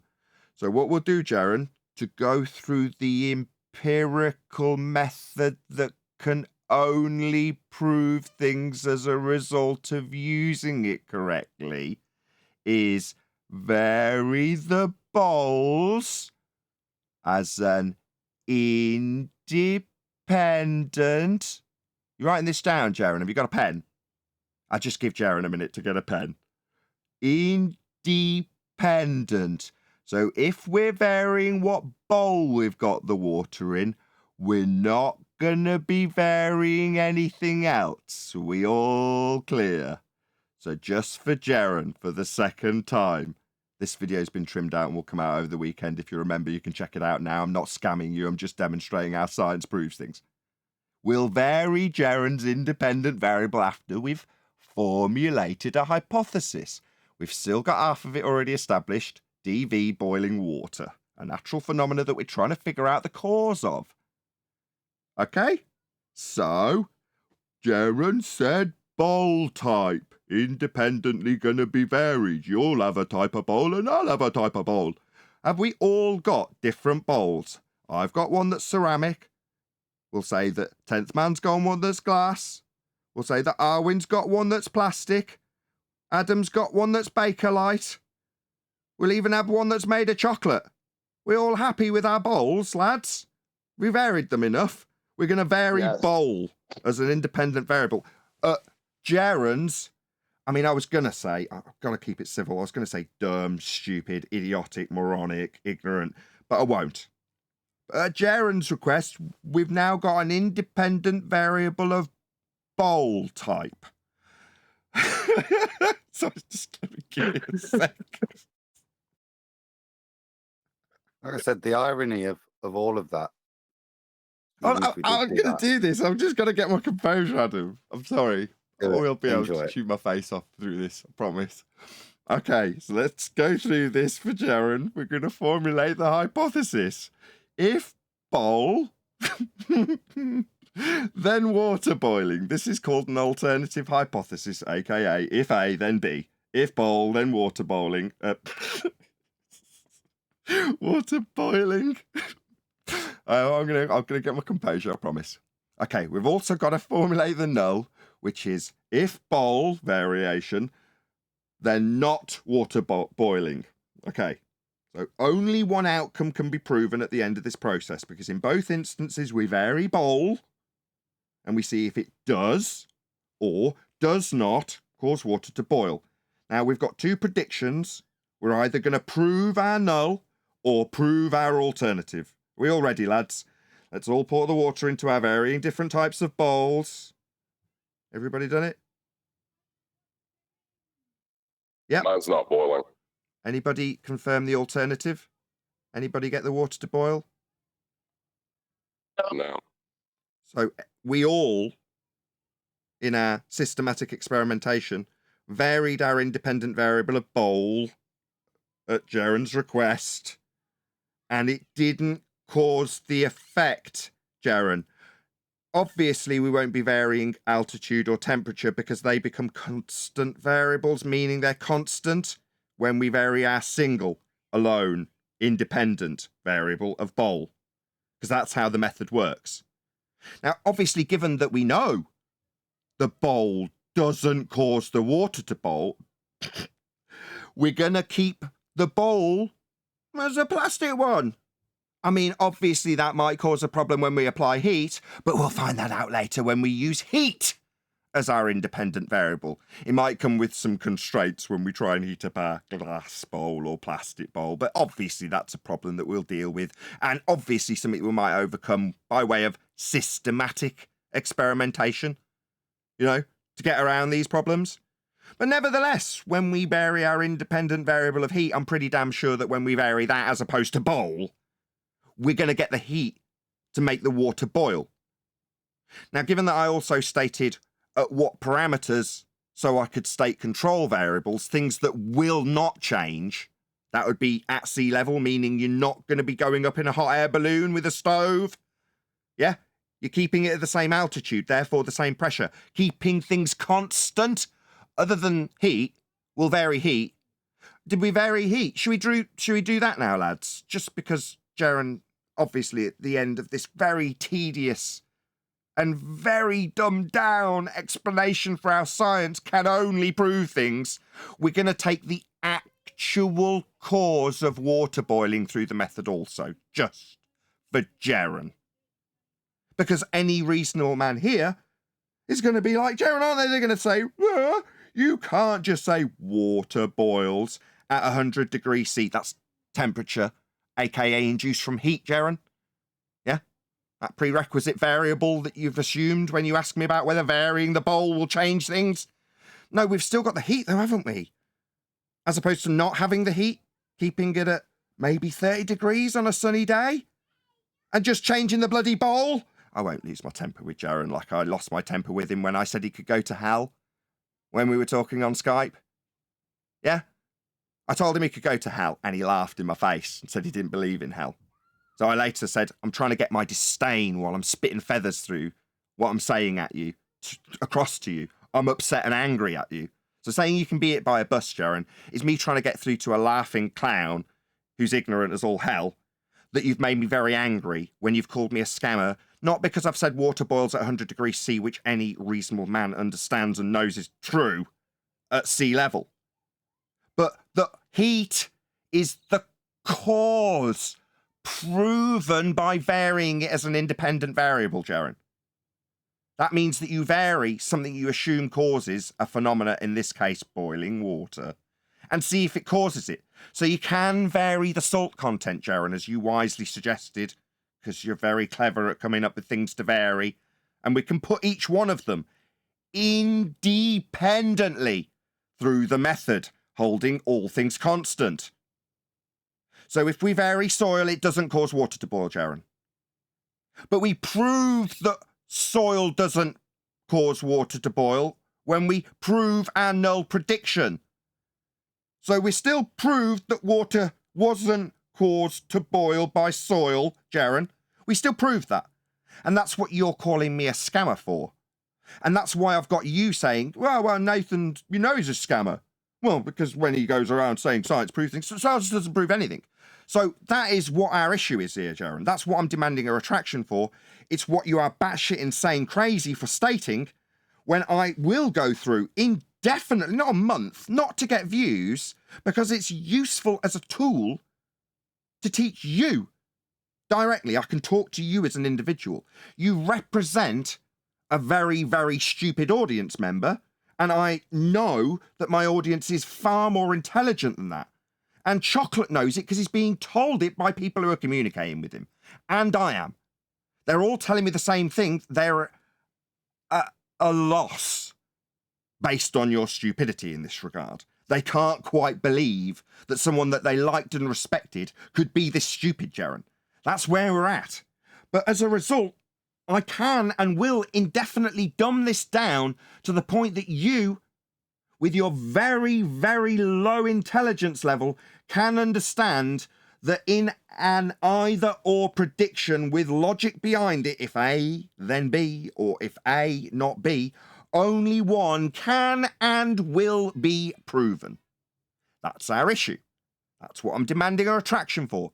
I'm not requesting a debate with a clown, moronic, ignorant fool about what temperature water boils at, because temperature infers we know the cause. And that's what science does, Jaren. Proves the cause. In this case, heat. Not soil, not salt, not bowl type. Heat. Required to make the water boil when holding all things constant. Independent variable, Jaren. A prediction that only has tick proven as an outcome, Jaren. That's the issue, Jaren. And yeah, you are absolutely threatening the livelihood of my children when you claim I'm a scammer for saying, rightfully so, that science proves things. I'll demonstrate it till I'm blue in the face, humiliating you in the process. Because A, metaphorically speaking, because obviously Jaren's too stupid to understand, I'd hope you get hit by a bus, meaning you're dead to me, man. You're dead to me. That's what it means. You're too stupid to understand that. There is no hope for you. But you're still useful as a popular clown to demonstrate how wrong you are about what science does and does not do when you say it doesn't prove things, and I'm a scammer for saying it does. Hope we're all clear. I'm sure we all lost the track of actual Chocolate saying, going through every other point. I'm so sorry, Chocolate, to distracted everyone away from your beautiful dulcet tones in reading that out, and I thank you for doing so. Over, mate. Yeah, no problem. No, I hope this server gets banned again because, like, look what happened on Discord. Discord kicked y'all ass out of there. Like, damn, you guys still believe that Earth is a CD in space? Shit. Nobody believed that. You're retarded. I want Nathan Oakley to come back on VC real quick so I could get his autograph for being a jackass on Discord. No, hold on a second. You guys like to run your show, be dick and shit and stuff. Hey, guys, stop I've been chatting. playing music this whole time. Just relax. Take a back seat. Hello. Yeah, go That's away, fine. dude. So, Jeremiah. I'm here. Yeah, we've just got a couple of things. What happened to the other server was because they were spreading all sort of misinformation on COVID-19 and all that shit. They were spreading So what he wants to do is do that right away here.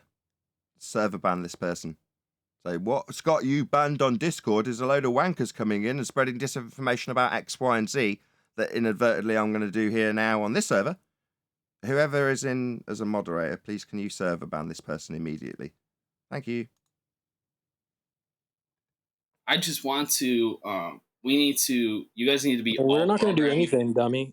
You're just going to go away. Different guy. Continue your mental breakdown somewhere else. Okay. So thank you, Chocolate. We'll try and get this train wreck back on track. There was a fundy that wanted to obviously take down this server in the same way some wanker came along and took down the Discord server, which I wasn't going to necessarily discuss, but it's been brought up beyond my control by a Glober who's got verbal diarrhea about Discord servers and how they get shut down, which he wants to broadcast now live for me on YouTube. Total asshole. Yeah, deserves to be immediately banned from the server. That's not tolerated. Get lost. How dare you? One asshole. Anyway, Chocolate. I'm sure people want to talk about your excellent rendition of what was a pretty disgusting thing to listen to, but there we go. It's not the first thing I've had from Jaren in the last week, because I say science proves things, not because I'm arguing about what temperature water boils at. Well, I want to point out something about Jaren and what he did. Is he publicly called you a scammer, damaging your livelihood, and then he compared that to a private conversation with you, where you're furious that he did it, and and somehow comparing them as if it's in any way comparable. You know, like he actually did something that affects you. You just said something because you were angry with him in private. That's ridiculous. Yeah, so Unless he just doesn't know the difference anymore. I'll just say having to read that was kind of felt gross a little bit, just because it's like I couldn't believe that that what I'm reading is from who I'm reading it from. You know what I mean? It's crazy that this has gotten to this point. And for him to talk about your family and money, you know, your babies, and like, to me, that just, I lose a lot of respect for a man after doing shit like that. You know, calling people liars and, you know, asshole, that's fine. You know, but once you get into like calling somebody a scammer, especially when you have no proof of such thing, you're just saying that because you're mad. To me, it's really immature to me. Or just projecting. And to think about it, I mean, this is a fight over boiling water. This is where we at in 2022, and you make fun of the 10th man and talk about angles, but here you are with boiling water, and you can't work that out. So I don't think it's a fight about boiling water. I think it goes a little deeper. Yeah, than that. obviously it's Pride. Yes, but Pride, I'd like baby, to- pride. Okay, hang on, Neil. Adam, if you're here, can you please say what you said earlier? Because that was spot on. I'm not sure what I said. I'll just say what. Get closer to the mic when you do.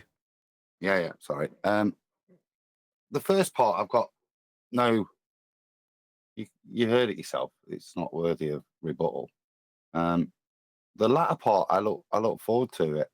If I'm being honest, doesn't need to be a challenge, but if Jaron can set up an experiment where he's going to vary the container and demonstrate the different temperatures that the same water will boil at, and if you can do that in an empirical method, then I'd concede that demonstrates in a scientific way that water does boil at different temperatures in different containers. Don't want to do that. I've got to stop you. I'm really sorry. Well, let me finish. He would have proven that, yeah, in an empirical way if he does it with experiment, yeah. He would prove that, but what he does in doing so negates his whole argument of being here. That's the contradiction in it. Yes. Okay. I'm sorry to talk over you. We're getting close to the end of the live show. Adam's saying I could take Jaron at his word and say, okay, I'll take you up on your offer, Jaron. No worries. We'll obviously define terms. We're going to do experiments. Okay, so we're going to be doing hypothesis tests. Okay, this is science. Brilliant. So we're only going to have one independent variable. Your query and concern is that there's different bowls. No problem. We've already done it on this show. Bowl is going to be your independent variable. When you start putting Bunsen burners under stuff, I'll say, what the hell are you doing? You got two variables. That's not independent, man. Don't you understand how science works? Well, maybe I'll do it on camera with you, Jaron, with us standing next to each other. Yeah? When you snatch your own wig off and start sticking heat underneath things, I'll say, what are you doing? You're varying the heat as well as the container. That doesn't sound like you understand what the word independent means, Jaron. And I'll get you to shut down your channel. I don't want to take food off your kids. Yeah, I'm just getting as angry as I did with him on Skype. Let's try and contain myself. I don't want to take food off your table, Jaron. I don't want to shut down your channel and humiliate you, as I've just metaphorically done by winning that bet. Because when it came to the terms of the bet, when you say experiment, we're talking about actualization of hypotheses. If it's science.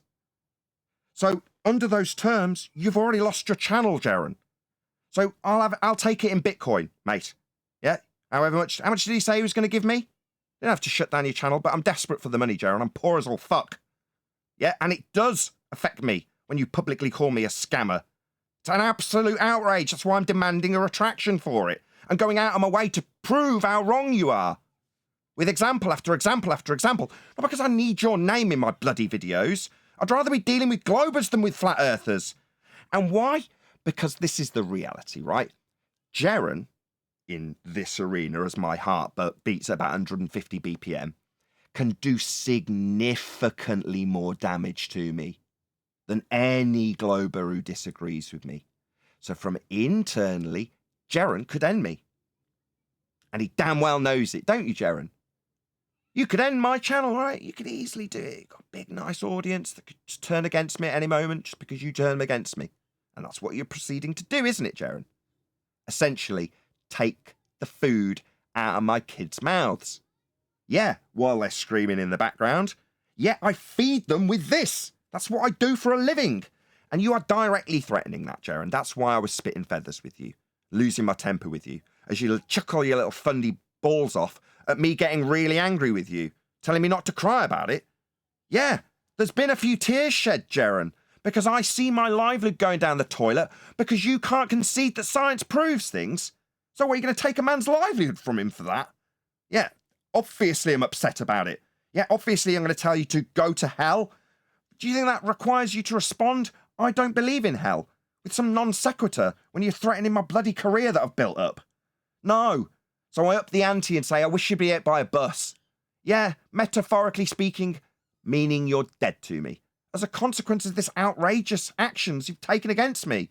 So what are you going to take to Facebook now? Why? Because science proves things? Not because of ether. I've juxtaposed you saying science doesn't prove and I'm a scammer because I say it does, with Bob saying science proves ether. It's a juxtaposition with your own side so that they start getting angry. Now, they've obviously projected that anger directly onto me, when in reality, I've got you saying you're a scammer if you say science proves.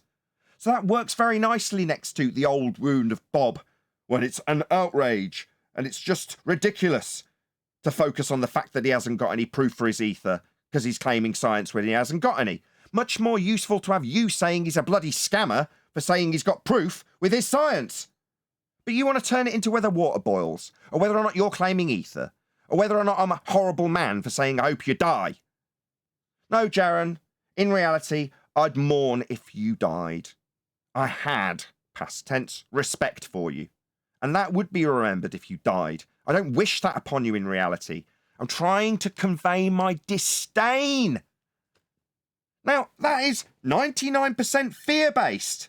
Most people have the same reaction. I am not shy self-analysing my own monsters. They come out through fear. That's what this is, Jaren. My fear. I'm not ashamed to admit it. I'm terrified of losing my career that I've built up over the last 7 years because you've got an issue with scientific proof. That's the last cross I want to die on, and I'll fight to the death. That's what I'll do, Jaren. I'll fight you on this. And if I go down in flames, I'll go down in flames saying science unequivocally proves things, while you tell your audience of hundreds of thousands that I'm a scammer for saying it. No worries. I said to you at the end of our discussion, game on, mate. If that's how this has got to end, no problem. You'll see what tasting my balls is actually like. Do I want to dangle them in your mouth, mate? No, I do not. I want to get on with the business of dealing with Globe and the whole rhetoric that we've been deceived from as a Western world person. Not you in this tiny little pond. I've got bigger fish to fry. But unfortunately, you, as the tiny fish on YouTube with a couple of hundred measly thousand subs, when there's people out there with 11 and 12 million, I don't think it's massive when you're not. Comparatively, we're the same in that regard. But in the small pond, you can definitely end me in the way Bob nearly did 4 years ago for saying this exact same stuff. So yeah, I'm scared and I'm going to lash out and say things like go to hell. Oh, hell doesn't exist. Ha ha ha. It won't work out well for you coming against me, the big YouTuber. All right. Yeah, really rub that salt in, Jaren. Thanks. Yeah, you want me scared, don't you? Well, okay. Nothing more terrifying than a cornered animal, because I'll scrape your eyes out. I'm done. Well said, Nathan. I'm totally with you. I mean, if I would in a personal call let's just say that Ranty would talk to me like that, right? And he kind of has. Yeah. I throw out everything I got, right? And if he says, oh, I'm not afraid of hell. Well, if you're not afraid of hell, well, maybe then you'll just be afraid of death instead. right? Because you're just trying to get to him. Like, hey, what are you doing, man? Why are you doing this? I'm It's pretty sure projection. that you don't want to be It's enemies my with projection. Jaren. My fear projected onto Jaren. I want you to be scared of something. I want you to be scared of death or hell. Like I'm scared of losing my career because I'm being called a scammer for saying science proves. Exactly. I can't even speak. So.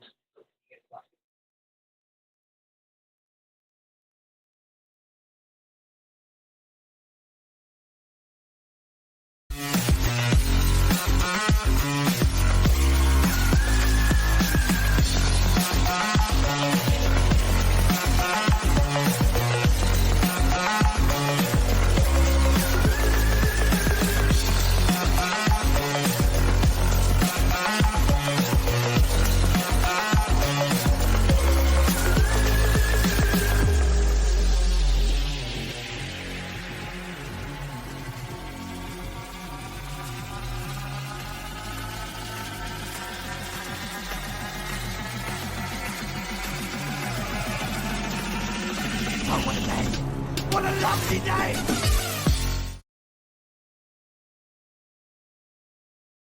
Science doesn't prove things. No, to prove something, to disprove Nathan with regards to how water boils. Well, but if science doesn't prove yeah, things, so in winning that argument over Nathan, it would undo his initial supposition that science doesn't prove things, wouldn't it? Because he'd have gone and used science to prove something to disprove Nathan. Right. He'd right, have to go. but It's self-defeating in as much as he's got to say, "Ha! I proved it. Therefore, I win." I really proved it. Yeah. Hand over your money. Shut down your channel. Fuck off.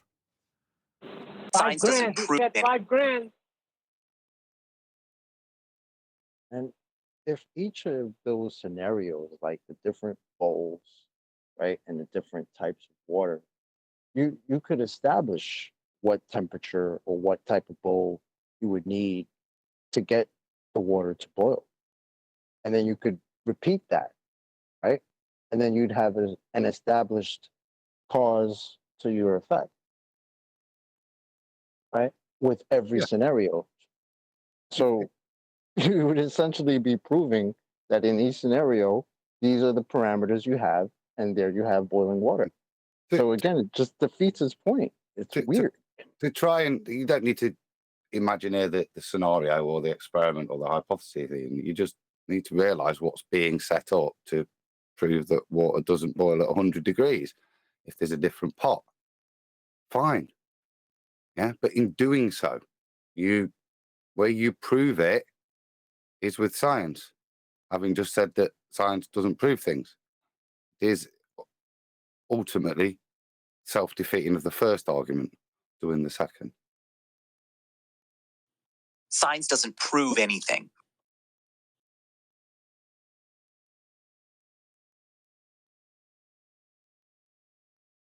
That is that my boy Vsauce, who has a whole channel of things talking about science. Yeah, it's science channel that doesn't prove anything. You gotta love this. It is Yeah, a science YouTube three-dimensional. channels don't prove anything. Sorry? I wasn't It is there a yesterday. three-dimensional.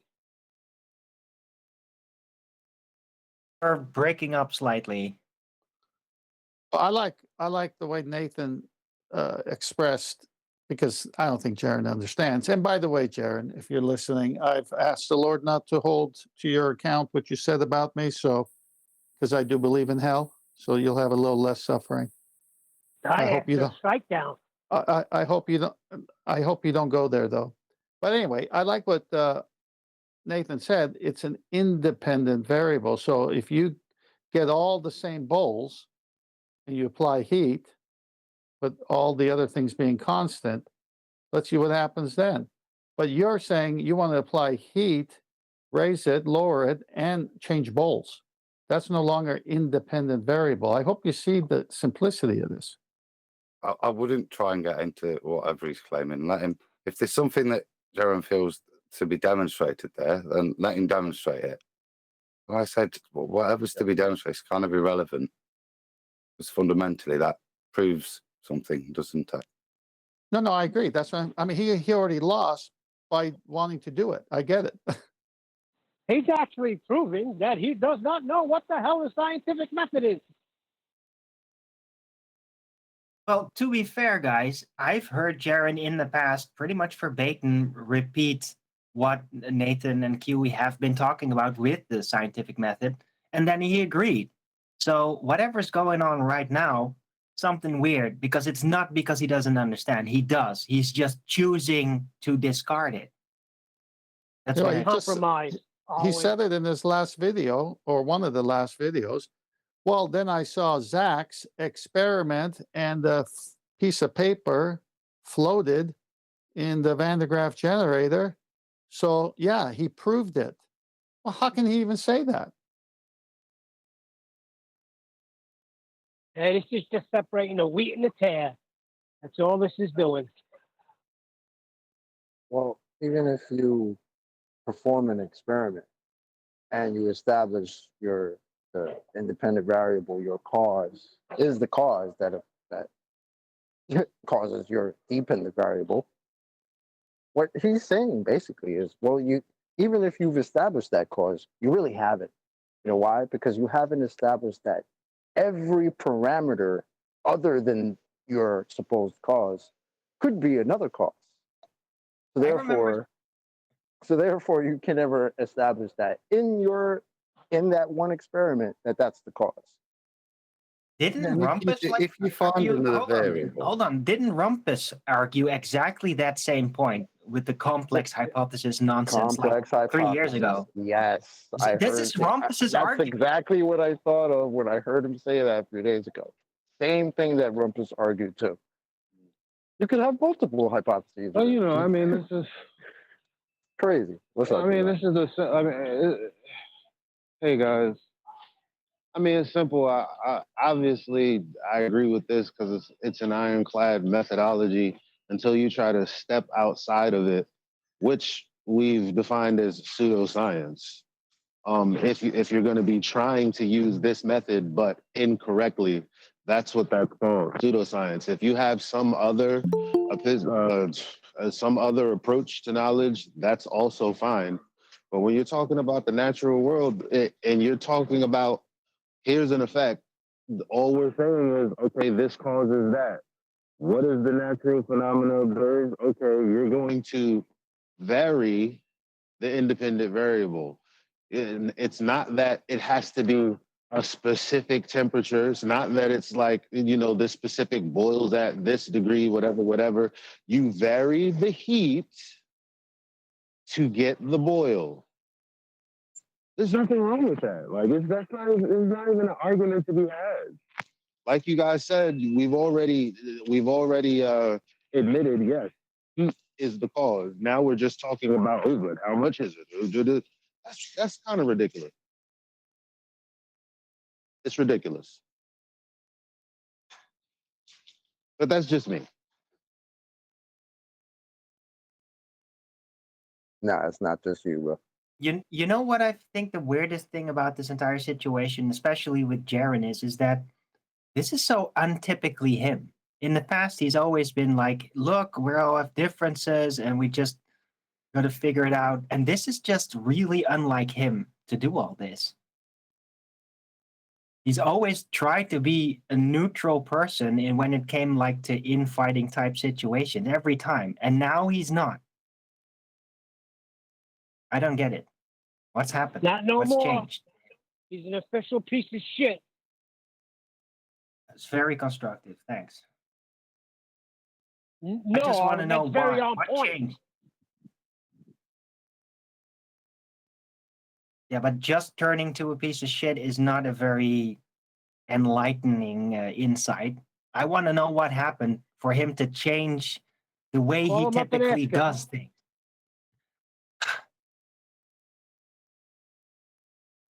That's why I'm saying it right now. Because Jaron's probably going to listen.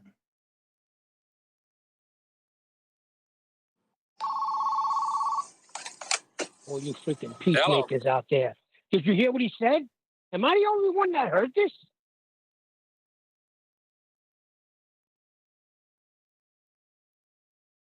No, I didn't hear it while I read it out. No. Hey, Neil, why do you think I asked the Lord not to hold it to his account? Or we're supposed to be peacemakers. I asked the Lord to strike him down. Well, you go your way then. I care for people. I care for him. Now, obviously, he accused Nathan of things. Then he turned around and did it to people on the panel and behaved in the way that he said he didn't like Nathan behaving. But then he did it. It's like the whole thing. He's a God hater. Excuse Neil. What is up with you? I'm calling it like it is, Kent. He's a God hating piece of shit. and so were you before you came to God. Wait a minute. Is he? Whoa, that's a heavy ass claim. Are you calling him a God hater because he's not a Christian? No, he's anti-Christian. I'm asking you a question. It's the only question that's important. You Have ever you ever heard him say there's no such thing as God? Have you ever heard of some of his stuff? Neil, listen to what I'm asking. That's a God hater. Listen to what I'm asking you. Somebody who doesn't accept Jesus Christ is not a God hater. You can't say that. Chill out. No, Neil, you're wrong anyway, because Jesus said, love your enemies. So come on. He also said, don't cast your pearl to swine. Well, what, then swine. No, that means don't have any more dealings when people are known to be evil and wrong. It doesn't mean you hate them. You don't pray that they go to hell. That's not It known to just be evil means or wrong. don't treat them like your trusting friends when they're conducting themselves like your enemies. I don't keep bad company. If I have people who are evil, I don't keep company with them, but I pray for them. Am I wrong for acting like the Sons of Thunder? Yes, you're wrong, right? Yeah, you're wrong. You're wrong. You have no love. That's some heavy stuff that he said. All right? That's heavy stuff. That's some heavy stuff. That's some heavy stuff. I agree, Neil. I agree. I have love, but not for him. Disgusting. That's some heavy stuff you're saying, and you're saying you believe the words of Jesus. Me personally, I wouldn't take this level of disrespect. Neil, you don't belong to yourself when you come to Jesus. You fight all day long to belong to him and fight your own urges. Now, come on, you know that. You guys treat him the way you want to treat him. I treat him the way I want to treat him. Neil. Okay? Guys, don't disgusted at that behaviour, yeah? And that's quite rightly so. I don't see any benefit in me spiling a load of vitriol back. There's nothing to be gained there. There was some stuff in the text that was worthy of comment because it dealt with the issue, but I think that's the best way to do it. Nathan's asked what he would like, which is a retraction. I think that's reasonable. He's expressed how upset he is and explained some of the standard language you'd expect anybody to use. That's fine. Let's get on. Yeah, people can see this for what it is. They're not daft. Doesn't need us to express any, and no one will do it more eloquently and more correctly than Nathan just did. People can read that themselves, listen to it. Yeah, we don't need to go into a tittle tattle of what we think of the person is kind of irrelevant, to be honest. Obviously, I'm pissed off. So take more than half the shit I'm saying and throw it out. But half the shit I'm saying, keep. Is it that he did that disrespected you, that got you to dislike him? This is not a therapy session. Nah, But Neil it's just not hates him because necessary. You know why didn't it's not respect necessary? Christ. No, Neil hates Jerry. That's not necessary. I heard you. So here's the thing. You know what the best interaction that I saw the other day? I forget the guy's name. I forget the Glober's name. It might have been Knit Hug or one of them. I don't know. And he said something that was just straight up true. And the Glober was like, no, that's not true. And he said, oh, okay. And then there was silence. And guess what? The conversation continued. He didn't allow this person to control the conversation by engaging with nonsense. You got to protect your spirit, man. Right, We all in do. the moment. In the moment. It's don't let the demons that pop out with another ruin the moment and the flow of what you're doing. Because then they win. That's why they pop up, to disturb you.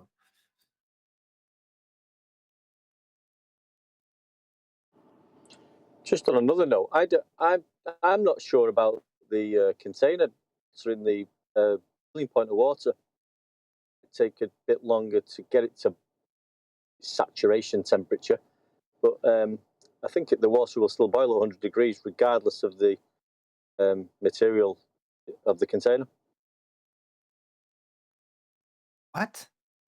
I say I've never heard that claim before. So if so, then let's see it demonstrated. Prove it to me. Yeah, but isn't this the okie doke though? Even if you prove that in a certain container, the water will boil at a certain temperature, he'll just say, well, okay, but that's not the same parameter for some other container or some other type of water. And then you just switch it up. Like it's kind of, it's just an okie doke, man. Like, No, I already put the slides in Master D on this. Like at Everest, it's at 69.9 Celsius, 158 Fahrenheit. At sea level, it's 100. And at the Dead Sea, it's 101.4. So the variation of the temperature isn't the issue. It's the heat. Right, because all the other influences are stabilized, set to a specific parameter, right? In order for them not to be a variable within this specific experiment. It's the same as just varying air pressure. So you could demonstrate that will change at the temperature at which water will boil. You want to vary that, aren't you? So what he's claiming is, from what I understand of it, so it's not my claim, but from what I understand he's saying is that you're going to have the heat in the experiment anyway, but the thing you're going to vary and see if this has an impact on the temperature at which the water boils is the container in which you're boiling the water in.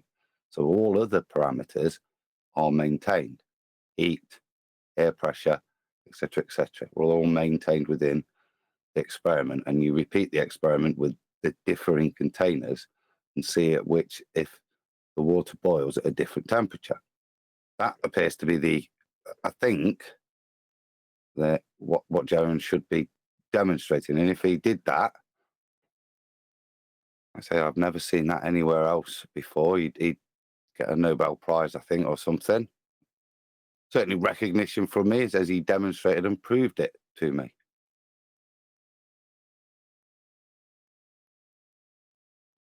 If he did that, then he'd have no accusation against Nathan's claim because he used science to prove things. That's the scientific method. That's the irony of that challenge, isn't it?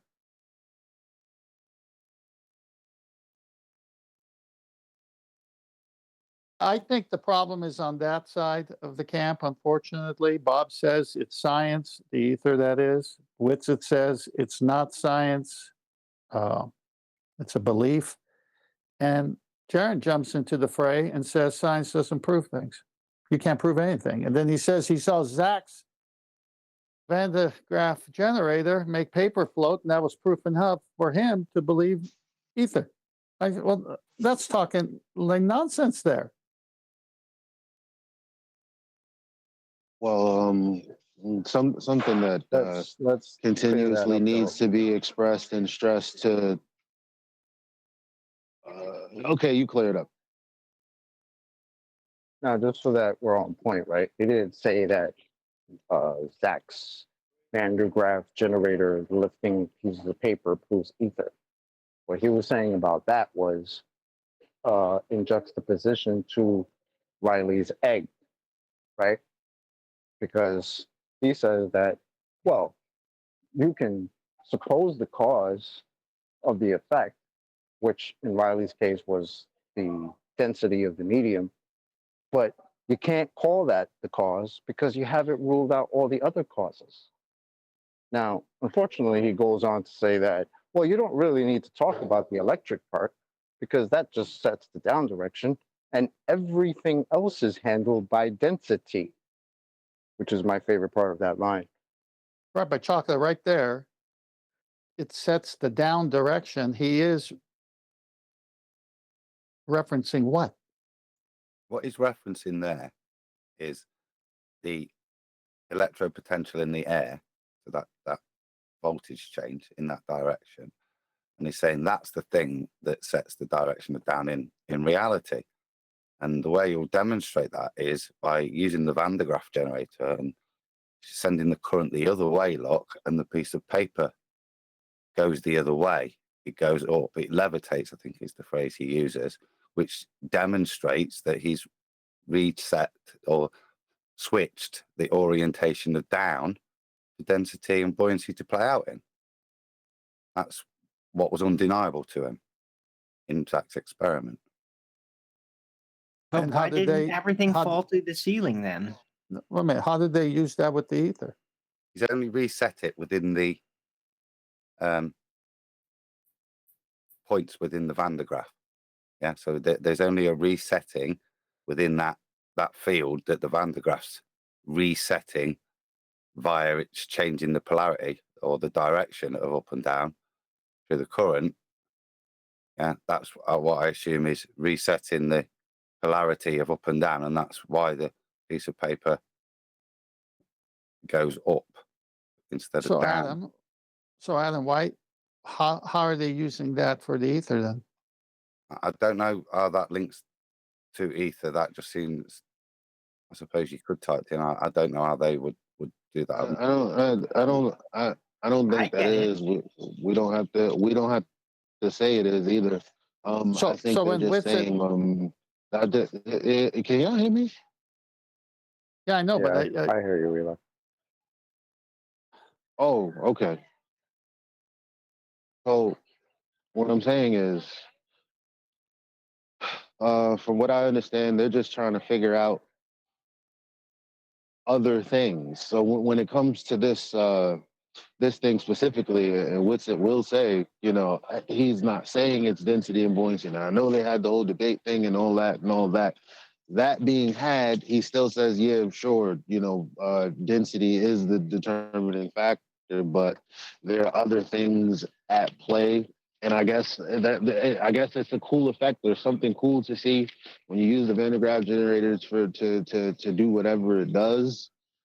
And it's like, okay, it does what it does. I didn't hear nobody say that proves the ether, so we can just let that be. Okay, cool. It's an effect. What are you guys trying to say? I'd rather ask that, hear them tell us what it's about. But if they was like, this proves the ether, I'd be like, make that logical connection for me, and I give them room to try to do that. I don't see how that would be possible. But I thought it was about magnetism, electrostatics, and all these words they throw around, and that's why they use the Van de Graaff as an example. Isn't that what it was all about? No, that was specific as far as I'm aware. I'm only speaking for Whitsitt. I can't speak for anybody else. I don't know. I've only heard that Van de Graaff. I don't know what everybody else is saying. Third attempt, Adam. I've only heard the Van de Graaff referenced with regards to determination of up and down with regards to density and buoyancy to be played out in. There is that concession. Of course, the main thing at play is density, but it's what causes the orientation of up and down for that to play out in. And that, as I understood it, was what Jeremy was referencing, and Zach's experiment was what demonstrated and proved it to him. Okay, well, based on that, how could he accept the results when you can't prove anything with science? Maybe that experiment wasn't science. The logical. Even if you like, they just take the words as they're stated. Thinking they're saying is like, look, if you do this thing here, then it kind of reverses the up down orientation. Now, I do think reasonable that that was said that, oh, wouldn't that mean that I go ahead and have with my You're roboting. one day down? You're roboting. Not for me. Chaka, do you have handy Can you the hear me now? Randy generator, but it's a particle accelerator, and we're called atomists. And so now they're going to go to an atomist machine. I heard you fine, Eli. Yeah, all I was saying was, look, just like anti-gravity would have us believe, okay, we should be floating and flying around. Well, if this thing is supposed to switch the orientation of up and down, then just like in my favorite video game, Sonic the Hedgehog, I should be able to run on the ceiling someday. That's what I would think is the conclusion to this whole thing, is that, well, if the orientation is switched, that means up is down and down is up. You just want a Since special that's pair not of Air true, Jordans. I don't think that you can take that conclusion. I'm not Seems taking to me like I don't know what they're saying. You've applied that technology to a fantasy of yours. All we've stated there is our understanding from what I've listened to Jaron say, what he was claiming, what showed him that Riley's experiment wasn't valid. Yeah, what he saw in Zach's experiment, and what it convinced him that there was a change, that the electric flow was the causation for the direction of orientation. And Zach's experiment showed that when he reversed the flow, a piece of paper went up, showing that there's a causation of orientation for up and down. That's his claim. That to expand on that is supposition of his thoughts. That's all I heard. But I did hear that, I think, clearly. Yeah, I reposted the audio in Master D. If you want to play it when it loads up. Sure.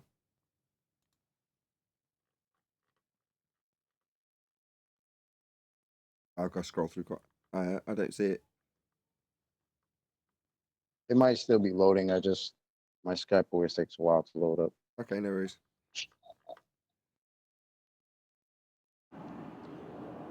It seems like the ether believers, when they come to your show, they've hit a brick wall and they don't like it. And this is what they're doing now. They're trying to disturb the show and cause problems because they come with the ether. It's like it's a brick wall in the face. That's how it seems anyway. But it's not done that, has it? Listen to look at the figures. Look at Alwyn's figures today. It's boosted Alwyn, man. He was on at nearly 50 at one point. Oh, great. Yeah, I've only gained new subscribers. Excellent. It's had the opposite effect. I 10th spotted that. I've got to give props because, I've tried to disseminate my feelings at the end of that live show as much as I can. Really wear my heart on my sleeve, as they say. But to actually be proven wrong, I didn't have that in the back of my mind while I'm wearing my heart on my sleeve, but it is while I'm saying this now, which is I've got 5 new Patreons. One of them dropped a bundle on me. All of them have said the same thing, that they're really supportive and can't believe what Jaron's doing. The endless messages going, is this really happening? Seriously? What? That's what the overwhelming response has been. So we should say thank you, Jaron? Okay. Thanks, Jaron. I wouldn't go that far. God works in mysterious ways. I wouldn't thank him for effectively just ruining his own. Being sarcastic. I see him in front of me, I'd beat the living piss Did you out hear of him. Arwin talking, Neil? Jesus. Yes, I did. I was saying it sarcastically. If I seen him in front of me, I'd beat the living piss out of him. Do you hear me speaking? Metaphorically speaking. Metaphorically. Neil is extra Italian. Anyway, I think I think it's most important. I think it's most important. The thing that Nathan highlighted the other day when he was going through the scientific method, it only being a supposition, what being empirical about it is your statement. This thing that I think is causing the phenomena will be tested to be just that, or it will test to not be that. That's it. End of story. Now, for those that are like, it's not useful for what I want to do, okay, then use another method. Because as we all agree, there isn't only one way to knowledge. So go ahead and logically present what you can present and, just let the people decide. But one thing I won't do is have the scientific method delegitimized when you don't want to use it and then say, well, it's unuseful. No, a cup is useful for putting water in. I'm not going to try to do other things with it and say, oh, well, it doesn't do a lot, does it? Well, yeah, I guess, but it is useful for what it's useful for. I mean, for God's sakes, chill out. Did you want to add something one deck? You were trying to get a word in earlier.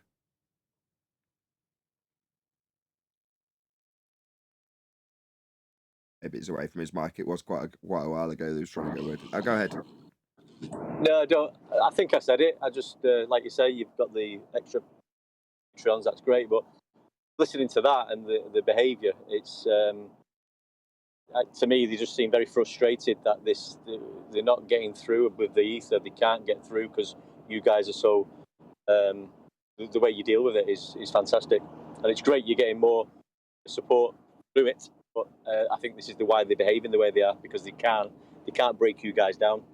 And that's what we're saying. I think it came across before, so that was it. But we're not making a positive claim. That's the thing. You say, I know your sentiment. I'm not disagreeing with you when I say this, but when you phrase it the way you did, they can't break us down. It's like, in what?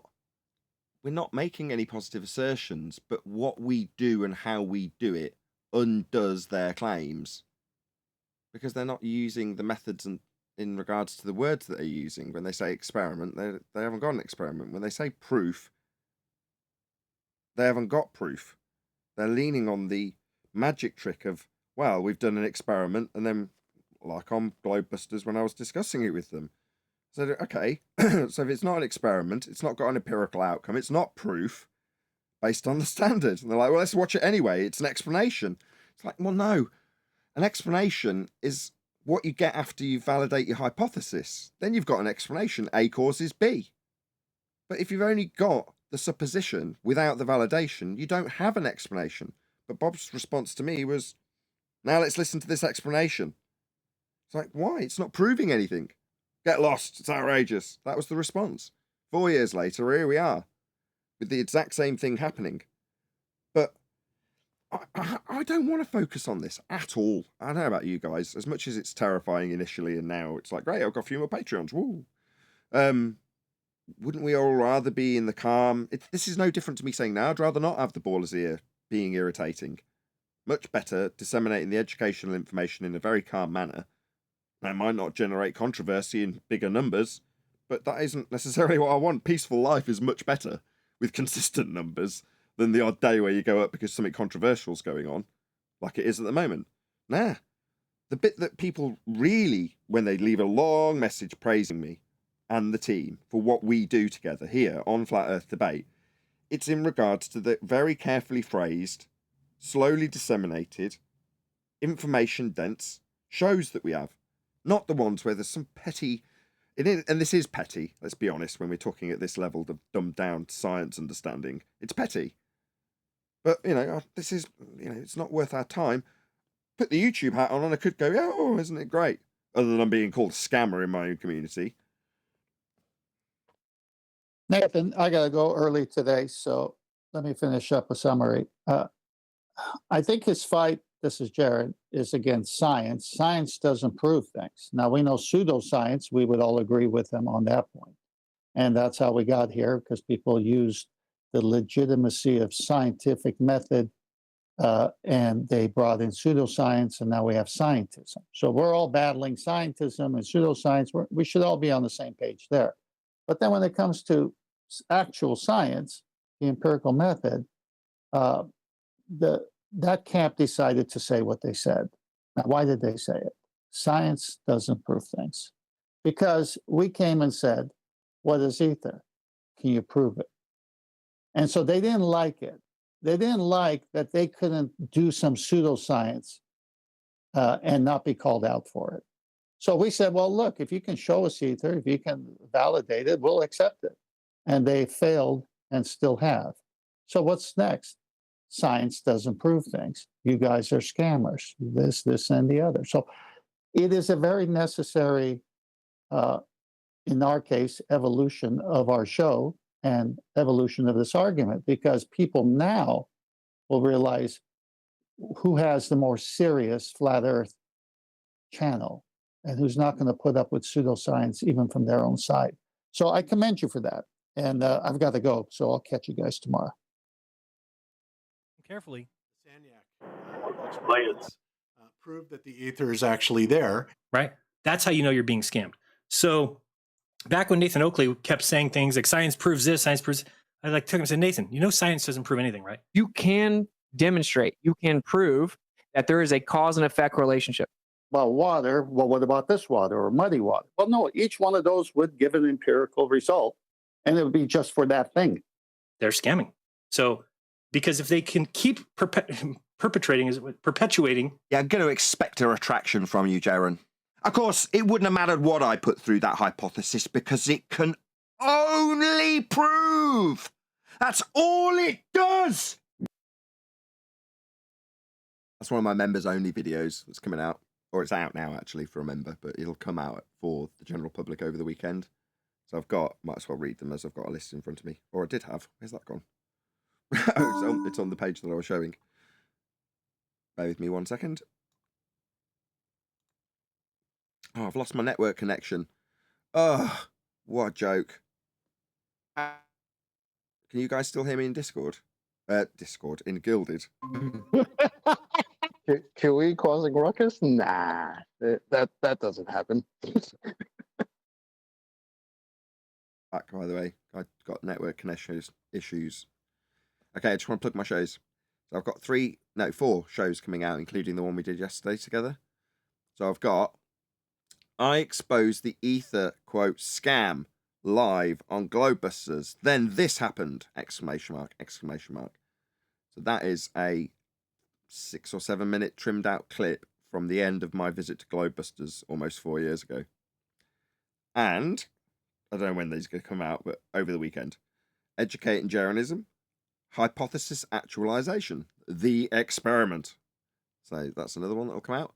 And then I've got Ken Wheeler, Quizlet Flashcards, which was our little impromptu recording that we made yesterday evening, or evening for me. And last but by no means least, we've got Educating Jaronism in Basic Science, the Scientific Method. That's about 8 minutes long, and that'll come out over the weekend as well. So I've got 4 videos that will come out over the weekend at the usual time slots. So whatever the usual time slot is for you for a live show, will be a video on the main channel. And then whatever the usual time slot for an after show, there'll be a video, but again on the main channel, just at that time. Just so you know.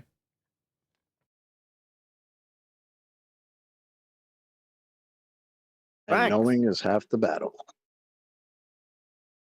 What now and what a hypothesis is?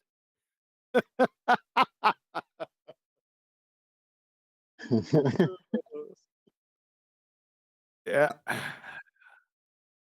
Better stick with the NASA photos there, you brownie.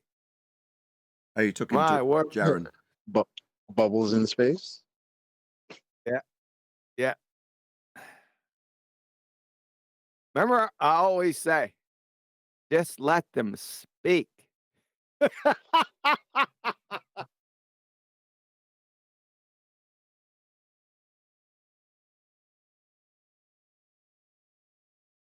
Are we still Yes, live? sir. This is live? No. After my red-faced, furious pointing out that I'd backed into a corner like an animal, I ended the show after that. I didn't want to go on camera and be all red-faced and pissed off, so I just pressed the outro button. Okay, gotcha. We're in after show. Yes. Oh, is it? Yeah, it's only 10 to 4, isn't it?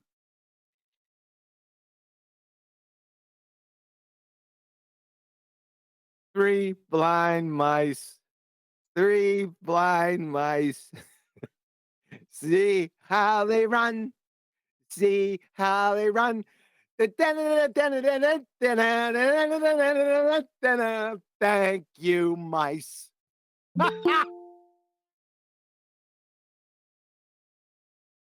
See, all I got now in my head is the Three Stooges.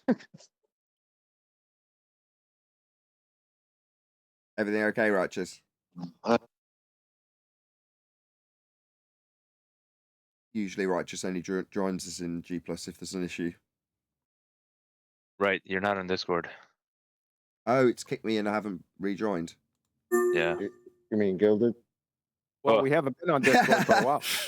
Well, he had knowledge about the Discord server getting deleted and said and implied that he had something to do with it. Yeah, he did actually, and that's kind of scary. That wasn't why I asked him for his immediate removal. The reason I asked for his immediate removal was because he was attempting to launch into the reasons why the Discord server got shut down. Now, in so doing, if you imagine there's a load of words that you shouldn't say. Have you seen the scene in Life of Brian when they're talking about stoning the guy who said Jehovah? Have you ever seen that? Yes. Right. Yeah. That's what he's doing. Right. If you can get the words that or the sentiment of what got the Discord server shut down, there's a reasonable chance that Gilded will hear it published, see it published, or my YouTube channel will have it published, and the same thing will happen. Oh, wow, 2 birds with 1 stone. What a great result for this wanker that won't shut up in Discord, right? I had to mute the line because he wouldn't shut up, and you guys just heard verbal diarrhea for 10 straight minutes while he was in there, correct? Yep. Yes. Right. Obviously, we're running a show. I'm pouring my heart out, and this arsehole's in the Gilded server not shutting up.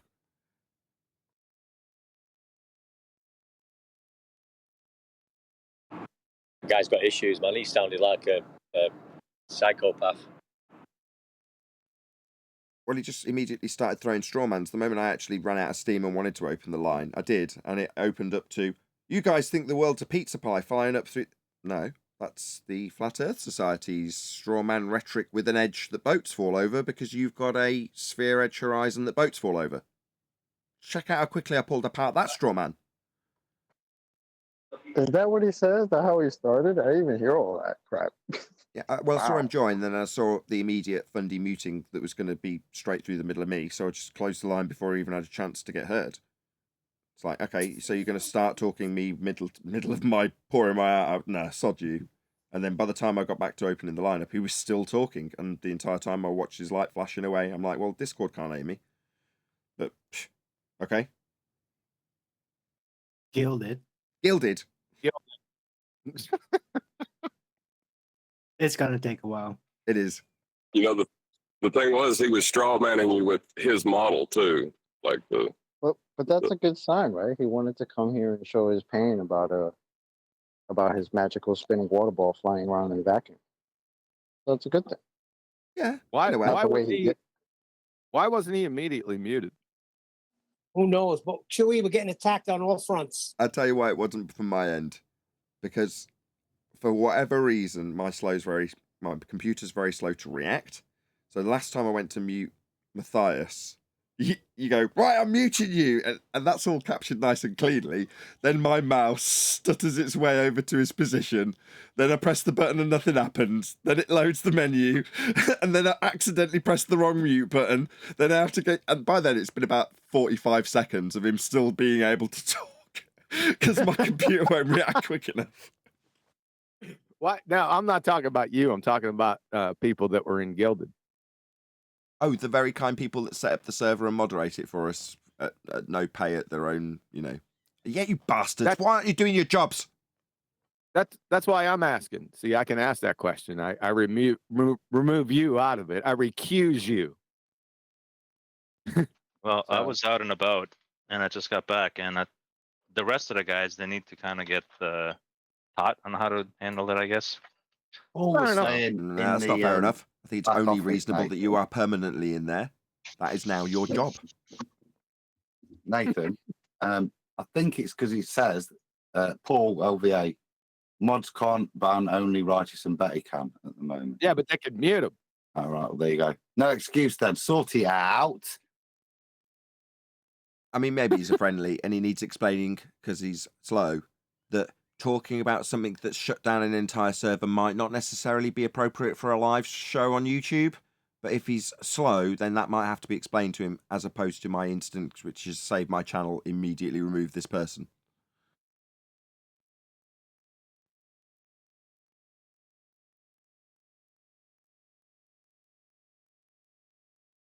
That's okay. All the same safeguards are in exactly the same position as they were with Discord. So it doesn't matter that it's gilded. And it doesn't matter that my computer's slowing down. And it doesn't even matter that there's nobody around to just stick him on server mute there and then. Because there's about 3 or 4 or what they call redundant safeguards against things like that. So as much as people might say, you've got a mute button. Yeah, I've got about 20 of them in about 5 different places with a load of different gates between them. That's how you run a show with 4 different places that people can talk from. Yeah, shocking, isn't it? I'll run a show. Yeah. So when they say you've got a mute button, you're like, I tell you what, go and... I studied media at college. It wasn't my main subject, but I did do it, and can you imagine running anything where you couldn't close down a line to something? I mean, it's absurd, but that's what they choose to neg me over. You're like, what? You have to laugh. Yeah, it's a second grade appeal. Everyone that could fog a mirror knows that. I should be able to shout not only through you, but through every guest permanently the entire time I'm here, and indeed through your intro and outro. How dare you be able to stop me from doing that? I run a show. You have me on. He did say that this is my show now, and I'm about to school Nathan. I love it. All right. Yeah, none of that got heard, mate. You know why? Because it ain't your show. Delusions of grandeur, eh? So there's a lot of delusionary behavior going on out there. Hey, Jaron, how you like that little hypothesis? Which one? You clown. Which one? How'd you like which hypothesis? Which one? That's my water boiling hypothesis I put together like 6 years ago. Yeah, awesome. Yeah, the ballers stumbled on it too. They put the wrong emphasis on the wrong syllable, like your dumbass did. Why? Because you don't know what natural science or the scientific method is. Essentially, you're a pretender clown. And we used your own words to show it. Just tattoo dumb fuck pretender clown on your forehead and be done with it already. Well, we already knew that. Haven't we? Haven't we already known that for many years, Jaron? You jabroni. What a clown. Thanks, by the way. Appreciate it. Well, in that regard, thank you from a YouTube perspective with my YouTube hat on. Your idiocy has lent to me getting, in all seriousness, I'm not just saying it, a lot more support. A lot more super chats, a lot more Patreons, a lot more kind words, people sympathizing with my situation, expressing their, not disdain, but disheartenment in regards to your behavior, their shock in regards to your attitude. All of those things are the things that I've received as a result of this. So initially, it's like, your attitude, Jaron, this won't work out well for you. Okay. Yeah, that was what I initially thought. Yeah. Fighting for truth never does it?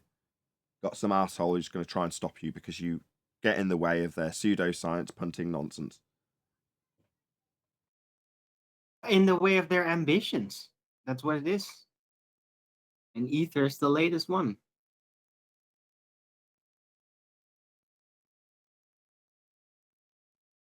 So where's the claims for Bob scamming with his scientific proof of ether? Anything on that front? Well, that's the issue. That's the corner I've backed him into in my defensive nature. I've got a lot of attack in me, shock, right? Well, that's the corner back that, if anybody hasn't been keeping up, if you hadn't figured this out already, I'm not trying to talk down to you if you're like, yeah, well, duh. Jaron calling me a scammer for saying science proves is easily juxtaposed with lots of other people who have said science proves ether. Now, again, Jaron's not the sharpest tool in the box. He's taken that to mean, when would I say ether? Makes no difference, Jaron. You're saying science is a scam when I say it proves things. That's the point. That's what you've said. Now, you can try and spin it into anything you like, but that's still going to be used against all of the other people you associate with to make them look stupid and wrong and like scammers and liars because you're saying it about them contextually when they say science proves whatever the hell they're claiming with their just so stories and pseudoscience. Well, that's a very useful tool that I can use indefinitely. Now, I don't think Jaron has picked up on this either, so I might as well labour this point if he watches this after the fact or not. I'm not suggesting people pass this information on to him. I just want it out there in the public domain so it's understood. Like Simon Dan, with you and your reference frames are ruined. It's not like when you say, you'll talk about this indefinitely. You didn't pick up what I was putting down, and admittedly I was furious, so I wasn't putting it down very well. What I was trying to say is, this can either go two ways. You can either retract your outrageous claims that I'm a scammer, or, like Simon Dan, with you and your reference frames are ruined, or Conspiracy Cats, without the container there can be no pressure, or George Musa, with a bazillion different quotes, which I won't list off now. You'll end up being immortalized. That's what will happen, Jaron. That's what I'm trying to say. When I say I'll do it indefinitely, or I can go on forever making videos about it. What I'm saying is, when Simon Dan hears his name mentioned, it's because he's a very useful tool when it comes to Coriolis deflection. Yeah? You and your reference frames are ruined is a nice little summary of how the globe claims Coriolis effect and how Dan's saying they don't work. Well, you're denying science with boiling water as your defense. That's going to be immortalized the more we talk about it, the more it'll get refined, the more your dumbass will be the example and poster child of ignorance when it comes to science, Jaron. Now, I can concisely put that down now because I'm calm, relatively speaking. But it's now got to that point. We're right on that point where we're going to be concisely summarizing you and what you've said about science not proving things contextually as the example of this. Yeah? And how the greasing of the skids takes place when there's pseudoscience claims like Zach's experiment, Jaron. Yeah, that will inevitably be immortalized with your name attached to it. But you could have just retracted that I'm a scammer for saying science proves. No, didn't want to do that. Spent too many years saying that Zach's proved things with his experiment, haven't you? Yeah, that's unfortunate. Pride's got in the way. Okay? Well, the consequences are now been laid out for you. In no uncertainty. You can still make that retraction, by the way. What? Wait a second. Zach? Who's Zach? Good times for all. Zachary Sabala. Zachary's. Who the hell? Oh, I remember that crayon muncher. Yeah, hey, window licker, you think you got an experiment? You wouldn't know an experiment was. It climbed up your arse and started kicking footballs wrapped in concertina wire. You're another Dunning-Kruger idiot. And I'd like to go back here for a second. Jaron brought up the non sequitur ether, all non sequitur like, in his spiel on his lack of understanding of science or natural science, right? He brought that walking contradiction shits at 60 into it with his ether. Didn't he say something like, right? Like I said, it was non sequitur.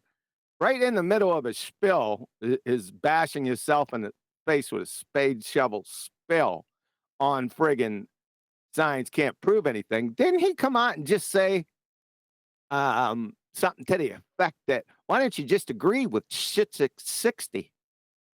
Did I miss that? No. He said apologize. Yeah. For what? It was non sequitur for him to bring it up. Idiot red herring fallacy. Had nothing to do with the discussion.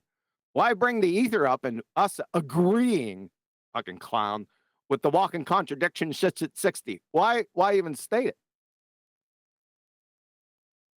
I'm not getting the connection. Anyone? He wanted an I'm apology, huh? I'm thinking the connection should be, why has Jaron not called Witsit a scammer? Because Witsit says that you can establish a cause and effect relationship. Right. With science. So that I can play as a short. So Jaron has said it. Just 1 second, I want to plug one of my videos. So this is a short video, or a shorts video, called "No Honor Amongst Scammers," or "No Honor Amongst Spooks." So Nathan, you know science doesn't prove anything, right? I've got this set up for. Oh no, I wanted to go to Witsit gets it. Witsit gets it. Just wanted to find this one part. You can prove that there is a cause and effect relationship.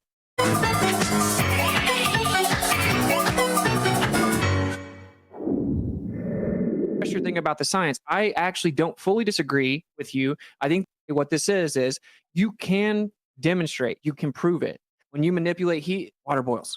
Back when Nathan Oakley kept saying things like science proves this, science proves, I took him and said, Nathan, you know science doesn't prove anything, right? You can prove it. When you manipulate heat, water boils.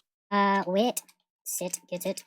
That's your thing about the science. I actually don't fully disagree with you. I think you can prove it. I took him and said, Nathan, you know science doesn't prove anything, right? Witsit gets it. You can prove it. I took him and said, Nathan, you know science doesn't prove anything, right? I've got this set up for. Oh no, I wanted to go to Witsit gets it. Turn out the lights. Party's over. Fucking clowns. I thought that the three blind mice analogy was pretty good because they don't seem to be realizing about their own team what they're even saying. They're attacking us on something that their own teammates are basically contradicting it. So the question QE asked was, has Jaron called out Witsit as a scammer? Because Witsit gets it saying you can prove the cause and effect relationship, or it's cause and effect hypothesis. Yeah, that's a scientific prediction. Yeah, you can prove a hypothesis. That's right. Yeah, that's what I'm being attacked as being a scammer for. But based on the fact that Witsit's saying you can prove it, the cause and effect relationship, yeah, why isn't he being called out as a scammer? Further to that, we've got Bob saying, I can prove ether with science. Is he being called a scammer? No, I am. That line that Witsit said was directly in response to a super chat left by Jaron directed to Brian when Brian brought up that Jaron had just recently said that science doesn't prove things. That's why Witsit said, well, I don't fully disagree with you. He was talking to Brian. And he doesn't disagree that you can establish a cause and effect relationship. So, is he a scammer? Right. Well, I mean, I'm pretty sure I heard it. Just a second, because this just to connect. If you listen to the clip, I'm sure the example is you add heat to water, it boils. Which is why I found Jaron's challenge interesting. Because it's another direct challenge to Witsit then as well.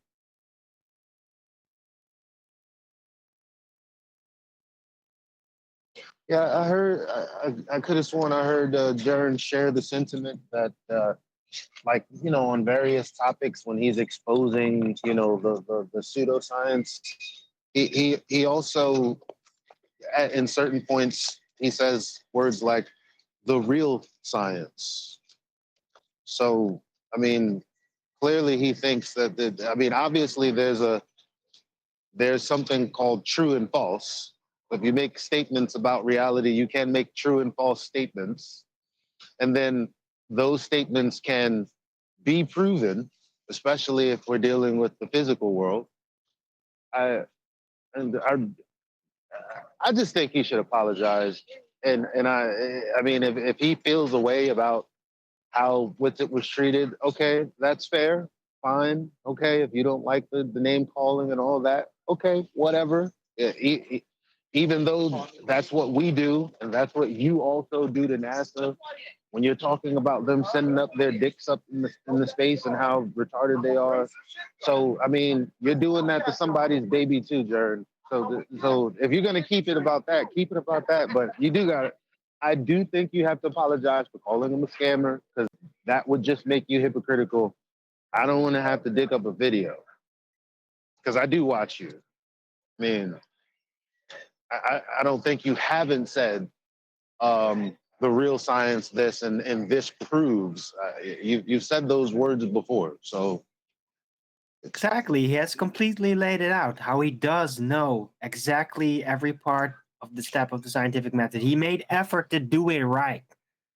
So to now do this is just ridiculous.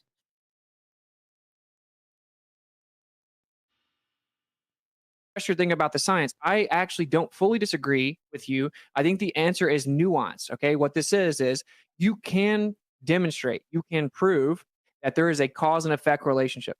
The Sagnac experiments proved that the ether is actually there. Right? That's how you know you're being scammed. So back when Nathan Oakley kept saying things like science proves this, science proves, I took him and said, Nathan, you know science doesn't prove anything, right? You can demonstrate, you can prove that there is a cause and effect relationship. They're scamming. What science has known for hundreds of years, and that is the existence of the ether. I took him and said, Nathan, you know science doesn't prove anything, right? What science has known, you know science doesn't prove anything, right? Right? That's how you know you're being scammed. Experiments prove that the ether. You know science doesn't prove anything, right? Just let them speak. You're welcome. On the subject of apologies, there's only one apology, and that's to Nathan for calling him a scammer. The rest, it is fair game. Even calling me a flat earth homo, it's fair enough. I've been called worse. You know what I mean? I'm not bothered about it. The only apology due is that, because that's the thing that's out of order. It's dishonest, and he knows it. He won't be able to do it. You can't retract that now.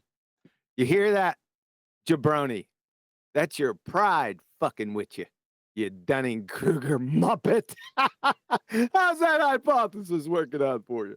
You don't even know what one is, do you? Yeah, we heard it. Tacitly, you're fucking clueless. Thanks. With that, I'm going to say another huge, massive, enormous thank you to both Discord and G+ panels for making today's after show possible. And of course, a massive thank you to all of you in either Nathan Oakley 1980 or Nathan Oakley premiering streams. Hopefully smashing the super chat, liking, commenting, sharing, subscribing, joining as a Nathan Oakley 1980 channel member, smashing the thanks button and all that good stuff. Another extra special thank you to all of my Patreons for supporting this channel and making it actually possible by keeping food on the table and keeping the lights on. So thank you again to all of my Patreons. I've been Nathan Oakley, and I will see you all in the next video.